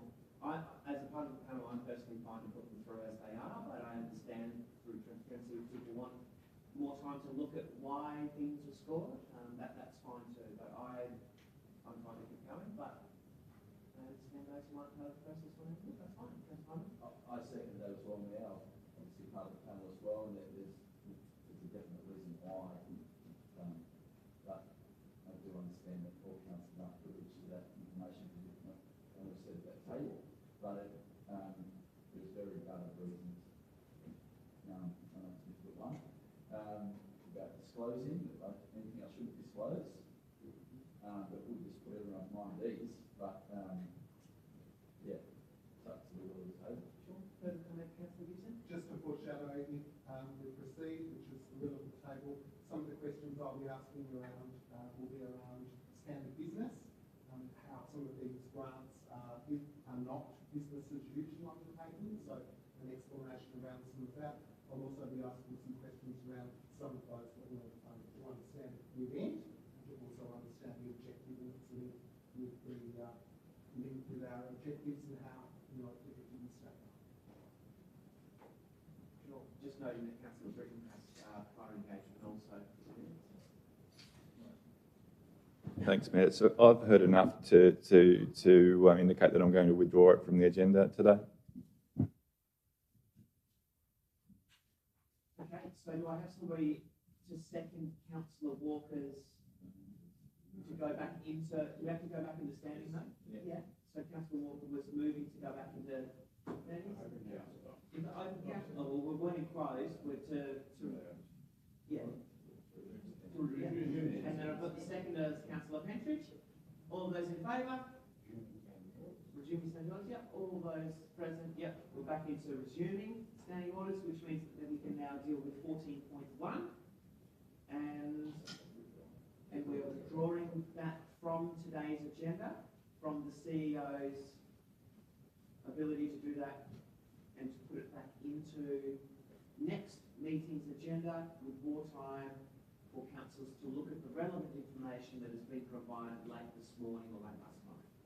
Okay, so we'll move past 14.1, and we also note that now requires no declared interests, that there were some, so we'll move to 14.2, which is the Launceston Safer Communities Partnership Report. And the recommendation is that council notes the work being undertaken by the Launceston Safer Communities Partnership as presented in the report. Do I have someone to move? Councillor McMahon. A seconder, Councillor Kye. Councillor McMahon, would you like to speak to the item? I would, thank you very much. So the Launceston Safer Communities Partnership, known as LSCP, is a meeting of multiple organisations across northern Tasmania with the aim of making Launceston safer for everyone who lives and visits our city. Low attendance at recent monthly LSCP meetings led council officers to facilitate a strategic review of the LSCP on the 6th of September. The meeting was facilitated by Dr. Polly McGee and sought to elicit information from members that would reorientate the partnership away from a deficit framework that focuses on antisocial behaviour and blame attribution to a strengths-based approach of safety approach and wellbeing. The meeting was well attended with 16 participants from 9 different organisations. The community development team will review the outcomes from the strategic session in more detail over the coming months, with the aim of presenting a revised LSCP model to council for consideration in 2024. An out-of-session LSCP meeting was held with a subset of existing members following a recent altercation involving a trader in the Brisbane Street Mall. This out-of-session meeting included Tasmania Police, Launceston Central, the Launceston Chamber of Commerce and members of economic development and community development teams along with myself. The meeting, held on the 28th of September, discussed the issues in the CBD as well as actions council can take in partnership with Launceston Central and Tasmania Police to reassure traders of the safety of Launceston. Work is currently underway on developing a letter for Brisbane Street Mall traders outlining de-escalation information from Crime Stoppers, crime statistics, information on new Tasmania Police recruits, the recently completed Tasmania Police radio room upgrades, and a potential information session between Tasmania Police and traders if there is sufficient interest. This information will be hand-delivered to the traders in the CBD in the coming weeks. I look forward to seeing the LSCP evolve and have some measurable, tangible outcomes moving forward. And I'd like to thank Michelle for all the work she's done in this space since she actually joined the committee and identified that there were some issues there and we weren't getting the outcomes that we were hoping for. She took hold of that and moved forward with it. So I'd just like to say thank you to Michelle. Great. Thank you, Councillor McMahon. Councillor Kye is the seconder. I'll just talk about the meeting. So on Wednesday the 6th of September, the Launceston Safer Communities Partnership Committee held a special meeting to revise the strategic purpose and the vision of the LSCP. Facilitator Dr. Polly McGee directed a 3-hour workshop with 16 members from the 9 organisations to focus on the direction of LSCP, I think, for 2023 to 2024. So working alongside in that meeting, working alongside with the community partners included council officers, Manager Michelle, General Manager Dan Ryan, CEO Michael Stratton, Councillor Maman and myself. So City of Launceston is working on to revitalise and reorient the LSCP to ensure it remains relevant and responsive to the needs of the Launceston community. Thank you. Great. Thank you, Councillor Kye. Councillor Gibson. Thanks for the opportunity. And gee, this is inspiring to hear the opportunity to reignite what was a thriving committee that sadly, under previous officers, wasn't seen in the same light now, fortunately, that Michelle has for it. I remind this council that there was, and I'm sure there still is, a Hobart Safer Communities Partnership. I also remind this council that it was the Safer Communities Partnership that received federal funding for Youth on Patterson. a youth drop-in centre in Patterson Street over 15 years ago. Such was the strength of the stakeholders involved with that committee. It's like any committee, if you want to get rid of it, there are ways to do it. And fortunately now we've got Michelle, we've got Councillor McMahon, Councillor Kai, General Manager Dan and all the team who see the merit in working collaboratively to improve safety outcomes in the city. There's always been a value for the safer community, partnership, whatever the new model looks like. I just would encourage those officers and councillors on that committee to reach out to see if there's any collaboration or sharing with Hobart, and indeed to find out if down the track funding opportunities through crime prevention and other pockets of funding which were made available to us. I'm sure there was an auspicing agency. I remember at the time Andrew Frost was the council conduit.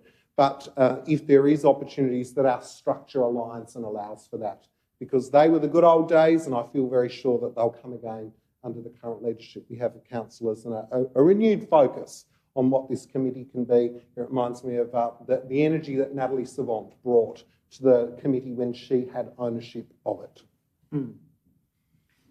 Thank you, Councillor Gibson. Any further comments? There being none, Councillor McMahon to close? No? Okay, putting the motion to the vote. All of those in favour? That is all councillors present. Motion is carried. 15 on the agenda, 15.1, is the petition response to Riverdale Grove Newstead parking restrictions.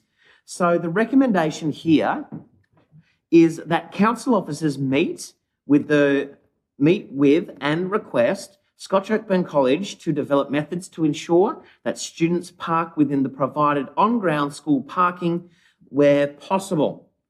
Now, do I have somebody to move? Councillor Harris, a seconder. Councillor Kai. Councillor Harris is the mover. Thank you. You can all read the report. It's been a long and ongoing issue and one we are not going to resolve here today. However, I think there is the opportunity through the council officers for anyone who may have suggestions of how this can be provided, and I certainly have some thoughts that I'll be passing on to those council officers, to really get the students to change their behaviours. And it is a change that we need to implement, because as we have seen with our transport strategy, that if we continue to do what we've always done, we'll be in total gridlock by 2050. Thank you all very much for driving your cars with one person in them. So we have things we'll have to do, and perhaps to start with a private school and their students is a very good place to start. And part of that may well be where they park their cars, if in fact they choose to bring their cars to school at all. Having said that, my kids both drove their cars to school, and it is something almost like a rite of passage for children when they become adults at 18 to be able to do so. However, we can only but try. And I'm sure for the residents who have put up with this for many, many years there in Riverdale Grove, would appreciate if the students actually did park where the school provides parking on the lower oval, rather than where it's more convenient and they walk a few less steps. I'm sure Dr. Raze would agree with me that the more steps they take, particularly uphill, is probably much better for their health than the shorter time frame spent walking. But anyway, we'll accept the petition and the decision, and the recommendation, I should say, and hope you all support it around the table. Thank you, Councillor Harris. Councillor Kai is the seconder. Any further comments? Anything further to close, Councillor Harris? Okay. There being none, we'll move it to the table for a vote. All of those in favour of accepting the recommendation and the move? That is all councillors present. Motion is carried. Okay. Agenda item number 16, meeting closure. Fantastic. 17, next council meeting date is the ordinary meeting. The council held here at 1 p.m. on the 16th. In the council chambers at Town Hall, and we'll all have a bit of a look at those external correspondence that came through around the grants in the meantime. Thank you, councillors. Great day.